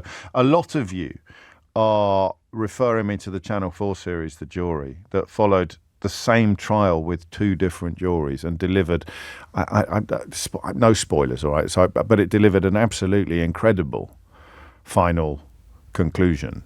You can probably work out what it was. Same trial, 2 juries, amazing conclusion. There's only really one thing that would fit that description, isn't there? Same trial, 2 juries, yeah? Amazing conclusion, amazing finale. Well, it must... Oh, I see. Yeah. Could that happen? Is that more likely, less likely, the same likely to happen with 1 judge and 2 magistrates? I don't know. Dave's in Brighton. Dave, what would you like to say? Hello, mate. Hello, Dave. Well, the prospect of a judge and 2 magistrates wouldn't actually be unique in the UK, because I'm a former terrorist... or rather anti-terrorist officer from the Royal Ulster Constabulary during the Troubles. Oh, okay. And there was a thing in Northern Ireland then called, I think they were called diplock courts, which was a judge used to hear terrorist offences without a jury. Scheduled offences. Serious and terrorism-related cases, not just terrorism-related cases. Yeah, for sure.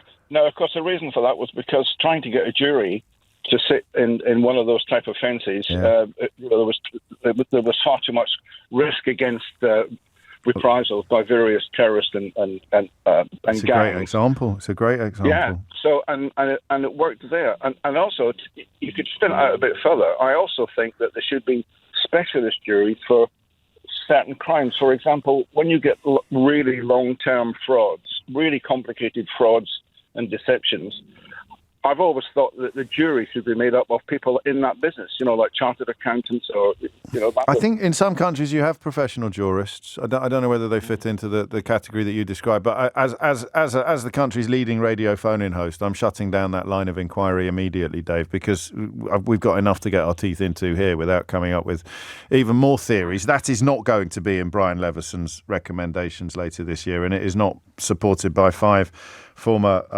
Lord Chancellors, 6 calling birds, 2 turtle doves, and 2 former Lord Chief Justices. What do we lose? Because the Diplock courts were very specific to circumstances. It wasn't just a backlog. It wasn't about speeding things up or reducing a backlog. It was about the relative or the perceived near impossibility of having a jury trial because of some of the considerations that you described. So you're right to remind us of the precedent. Goes back to 73, Northern Ireland Emergency Provisions Act. But do you know, as a former upholder of the law, why we have such a deep commitment to trial by jury? What is it supposed to deliver that other methods can't? Well, I think you hit the nail on the head in your introduction. It's because it's always been there for 1,000 years or possibly more. Yeah. It's just been part of the fabric, of the fabric of our society. But of course, one thing you might be overlooking a bit, mate, is that there's the victims involved in all this. Now, of course, with the current state, victims have to wait sometimes years for a trial, and of course, the stress and pressure that they live under is extremely upsetting. Likewise for the witnesses, time moves on, the memories forget, all that. Something has to be done to it's a really good point. So you've made a kind of you've made a machine or some scales, haven't you? And let's say that it is imperfect or in one sense undesirable to dispense with trial by jury.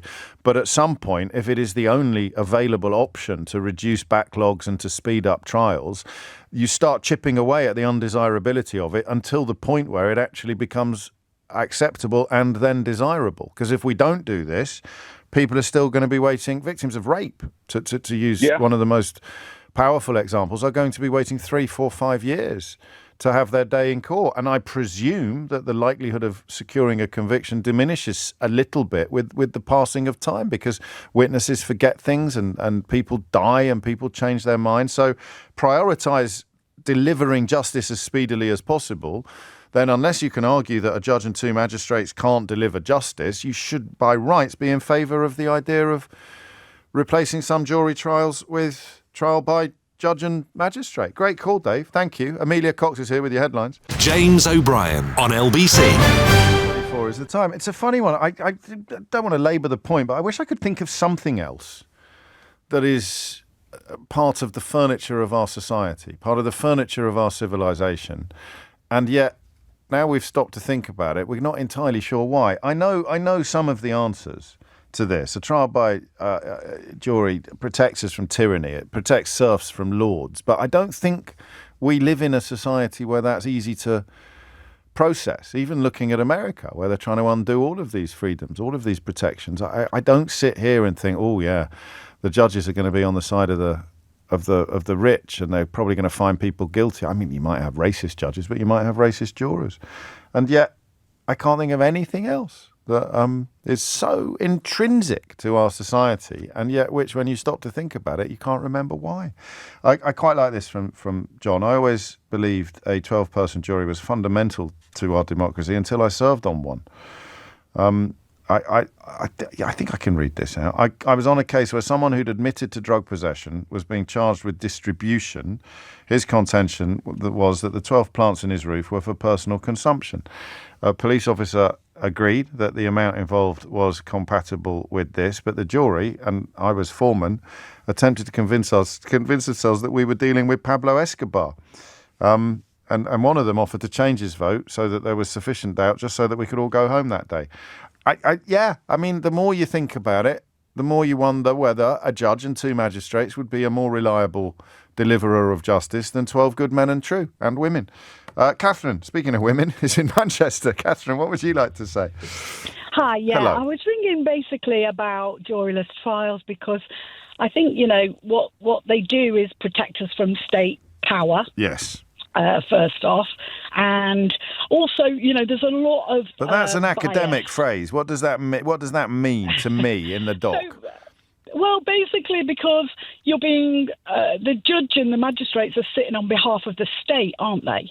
I don't know if the magistrates are, the judges, but the magistrates are sitting on behalf of the citizenry, I think. No? They're sitting... They've got no qualifications. Anyone can apply. They're not, but they're aided by a legal clerk. Yes. And they are trained to a certain degree. They've got no legal qualifications. The jury is aided by the legal clerk.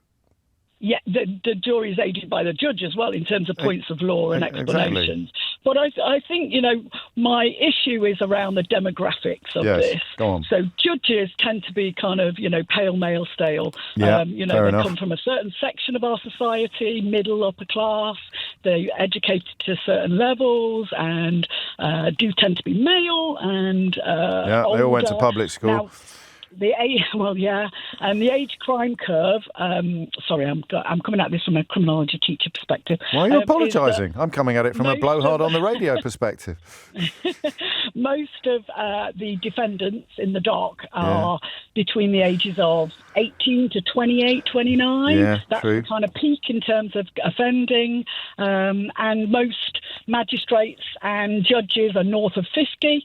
So in terms of life perspective and empathy and understanding, and they've probably lived incredibly different lives, coming from, a magistrate doesn't get paid, it's not a job, so there's only a certain section of our society that would even volunteer to be a magistrate. That's true. It's a bit like people who ring and phone in radio stations, I suppose. It's a very self-selecting sample, yes, you're quite right. Yeah, so it's like people who can afford to do internships and so on, because they can afford not to earn a salary, because it's quite an all-consuming job.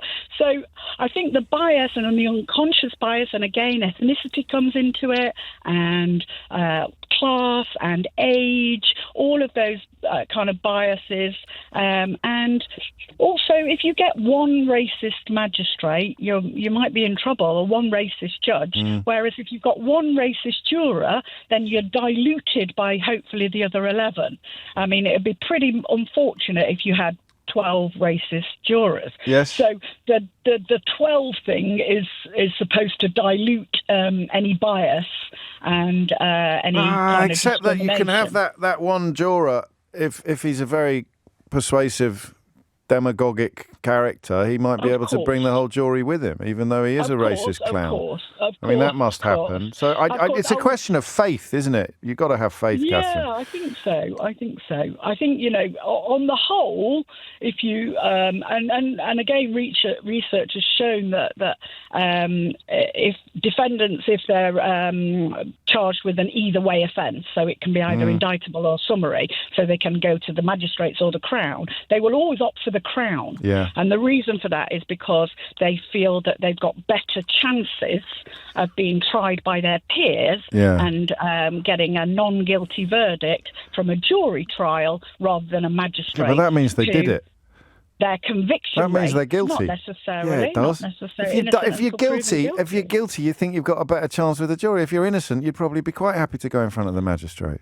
Not necessarily. Again, even from an ethnicity perspective, the survey that I think David Lammy did a piece of research about, people opt for jury trials because they think they're given a fairer hearing, and people will have more empathy and understanding for their situation and what's happened and mitigating factors and so on. Then step into the shoes of their but for the grace of God. Very strong. I mean, it's a helpful explainer. It's not quite justifying this millennium-old loyalty to it, is it? Because we don't live in an era of barons and serfs and lords of the manor and what have you. But if the backlog is now years, and this is the only way to ease it, does that... I'm going back to those scales I described with an earlier caller. I think I can weigh so much stuff on my side of the scales that I end up outweighing your valid weights on your side of the scale. I think if you look at the conviction rates in magistrates' courts, they are quite significant in terms of, quite high conviction rates. Oh, really? And again... in terms of, the magistrate will tend to favour the police officer's account versus the defendant's account. So there, again, I think that is state power, isn't it? But then you've got the judge there as well, so it wouldn't be necessarily a like-for-like comparison. I didn't know that. That's really interesting. 84% conviction rate in magistrates' courts in England and Wales, consistently higher than that of Crown Court, where you get a jury, and which historically handles more serious cases. There are other reasons for that as well, because in a jury, in indictable offences, they're more serious. So the punishments are more severe. So taking away someone's liberty, i.e., issuing a custodial sentence, it weighs heavy on a person, doesn't it? You're taking away their liberty. So they, they're a lot more careful in terms of that. Then we need to. There's a reason why this is called an intermediate court, because it spans magistrates and Crown. So that I know that everything you've said is true, and you're not answering the question, and you don't have to, of whether or not there comes a point where the necessity of reducing the backlog overcomes your reservations.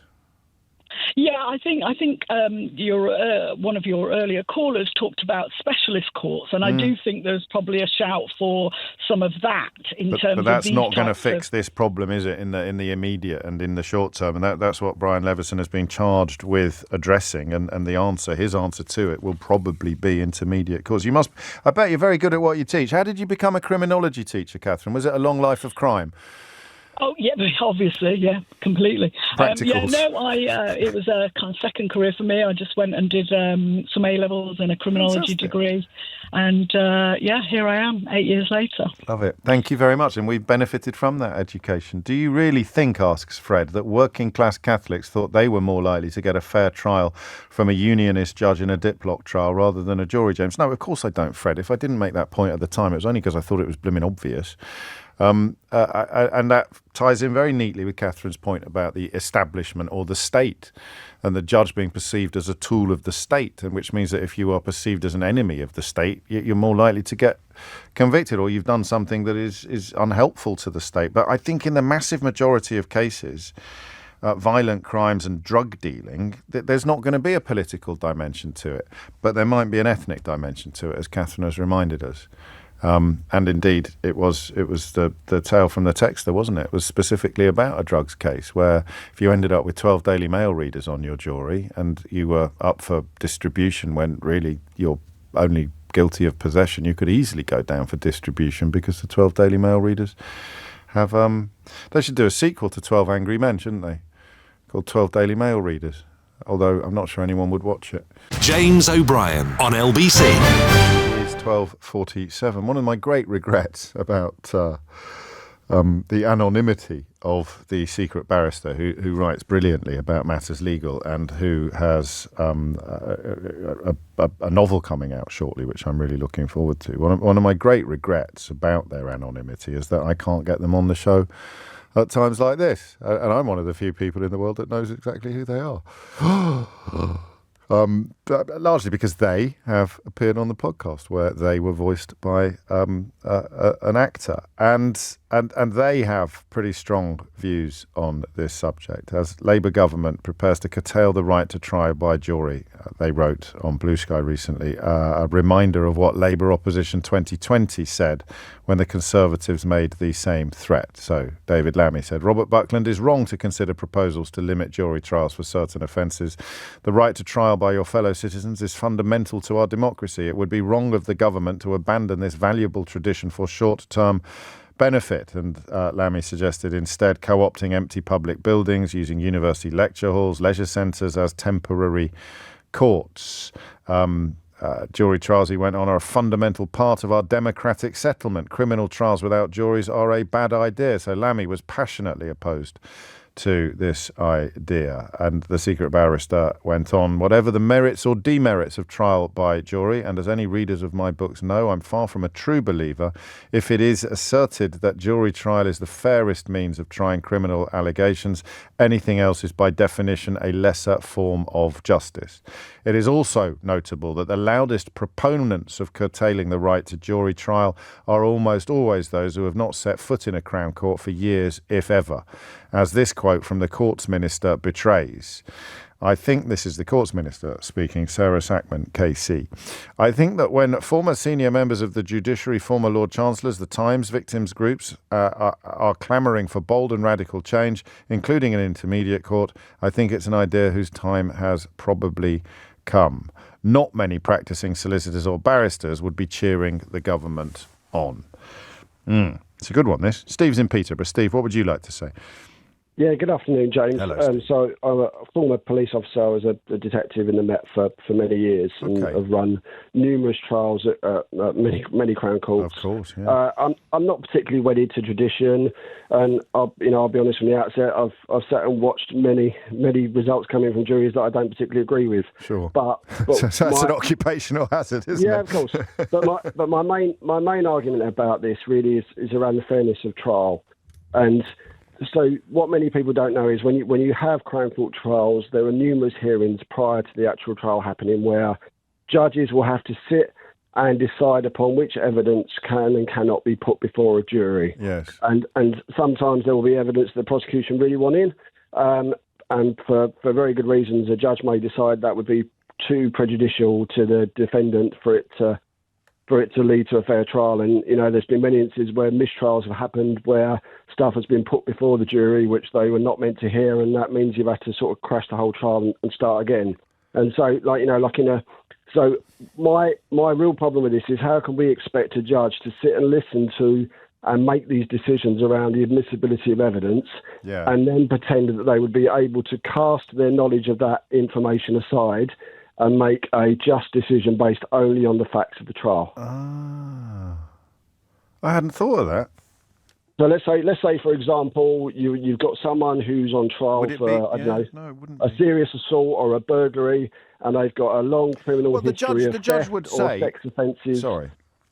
And it's impossible for your mind to be able to just say, well, do you know what, I'm going to park that and play that you've second-guessed what I was about to say, because that's what the judge would say, is that I'm perfectly capable of setting aside my knowledge of X, Y, and Z. It'd be previous conviction type territory, isn't it? The things that you're not allowed to know. But not just previous convictions. No, I know. That's why I said type territory. Yeah, it's not. It might even be direct for that case. So there might be DNA evidence which is ruled inadmissible because it's been obtained improperly, or the continuity of the evidence hasn't been maintained. With respect to you, I mean, you'd have expected everybody involved in this idea to have worked that out already, wouldn't you?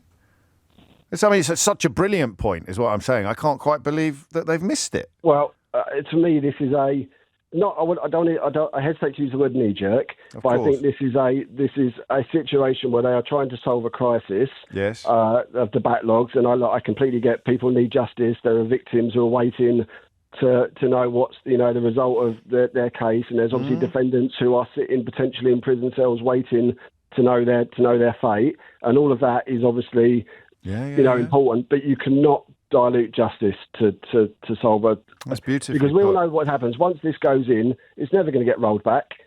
Could you not have a different trial judge? So one judge would sit in judgment on what you've said, and then when the case starts, another judge has decided what is and what is not. Do we really think there's enough judges that will speed up justice? I don't know, but it's a potential answer to your problem. You imagine the logistics in having to organise two different judges, one to sit and decide upon the evidence that can go before a trial. No, mate, and then another judge. I'm glad you came in late on this, because you might have knocked the whole phoning out of the park if you'd come on too early. But yeah, I mean, look, it's just, you can't, justice, I know it sounds silly, and juries are strange creatures. Yes, they're 12 people that are put together. And look, there's previous callers who meant, there are some people who just do not want to convict people because they don't want to be responsible for someone else losing their liberty. Yeah. But actually, sometimes, juries can bring back, real decisions that are really important to people. It's lovely to hear you speak with such passion about justice itself, not just the delivery of it and the detail of it, but the very concept and principle of it. And if I were a pendulum, Steve, you'd have set me swinging. 12:54 is the time. Thank you, mate. I want to squeeze in an unhinged headline. actually, because it's a bit of a different unhinged headline from usual. It's a double bubble with inevitably it's the Daily Telegraph. I'd love to work on the comment desk at the Daily Telegraph. It must be like working in the Monty Python script writing room or working with Galton and Simpson or Morecambe and Wise. It must just be one laugh after another. So there's a bloke called Michael Taube, or Taube, Taube, who I presume is Canadian. And this is a different unhinged headline from usual because this is a shot chaser. This is a shot chaser unhinged headline. So it is definitely a unhinged headline. But it's shot chaser. So you ready for the shot? Same journalist, same newspaper, same comment pages. Mark Carney is about to snatch defeat from the jaws of victory. Canadians have been able to watch the Liberal leader up close during the election campaign. Many don't like what they see, he wrote on... Let me get this right. What's the day today? Tuesday the 29th, Monday the 28th. I should have done this off air. Sunday the 27th, Saturday the 26th when we got beaten by Southport. In fact, he wrote that on Friday. On Friday of last week, this man was paid by the Daily Telegraph to write, Mark Carney is about to snatch defeat from the jaws of victory. Today, the 29th of April, same bloke, same newspaper. Mark Carney's Canada has just made a catastrophic mistake. You'd have thought he'd have taken a week off after getting it so wrong on Friday, but no, it's Tuesday. He's back again with another hot take. Unhinged headline. Andrew's in Lanark. Andrew, what would you like to say? Mr. O'Brien, how are you? I'm very well, mate. We haven't got long, so I'll shut up. That's all right. I'm going to keep it really short because I have to talk for quite a lot to your producer. Basically, I'm going to narrow it down to this. Should we have trials without juries? No. Should we have juries? Yes. The harder question, which you've been trying to answer, is why. And I think 2 points have really stuck in my head that I've listened to. One is, and I'm a former police officer, so I was always batting for us. Yes. However, the anonymous barrister you summed it up perfectly. It is deemed to be the best form of justice, so anything else would be less than the best. And also, there's an old saying that people need to remind themselves of sometimes. I can't quote it word for word, but it goes along the lines of, it must be better for 1 or 10 guilty men to get away than 1 innocent man be convicted. And that's what juries are about. And I have belief in the system. I've been on both sides of it. I've been convicted of a crime. Have you? Well, yes. While you were a copper? Yes. I was convicted of assault. I served 180 hours community punishment because that couldn't be suspended on appeal. I went for appeal, and the appeals are actually heard by 2 magistrates and a silk and a judge. And he saw it. He saw our point.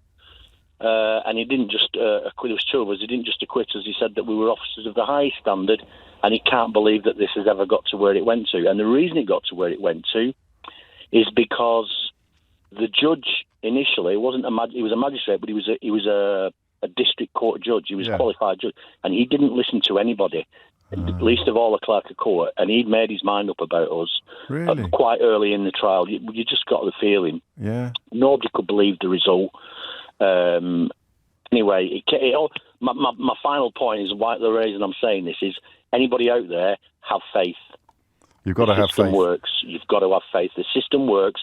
Don't change it just for some political reason. Well, it's not a political reason. It's people are waiting 5 years to get their day in court. Right, okay, that's fair enough then. Let's deal with that. Let's throw come some up with money something at it. else. Do something else. Open up temporary courts. Stick them in sports halls. Do what David Lammy suggested when the Tories suggested it in 2020. Well, I've gone. You've done it. You've done me. The last 2 calls. 2 ex-coppers. They've done me. I'm back.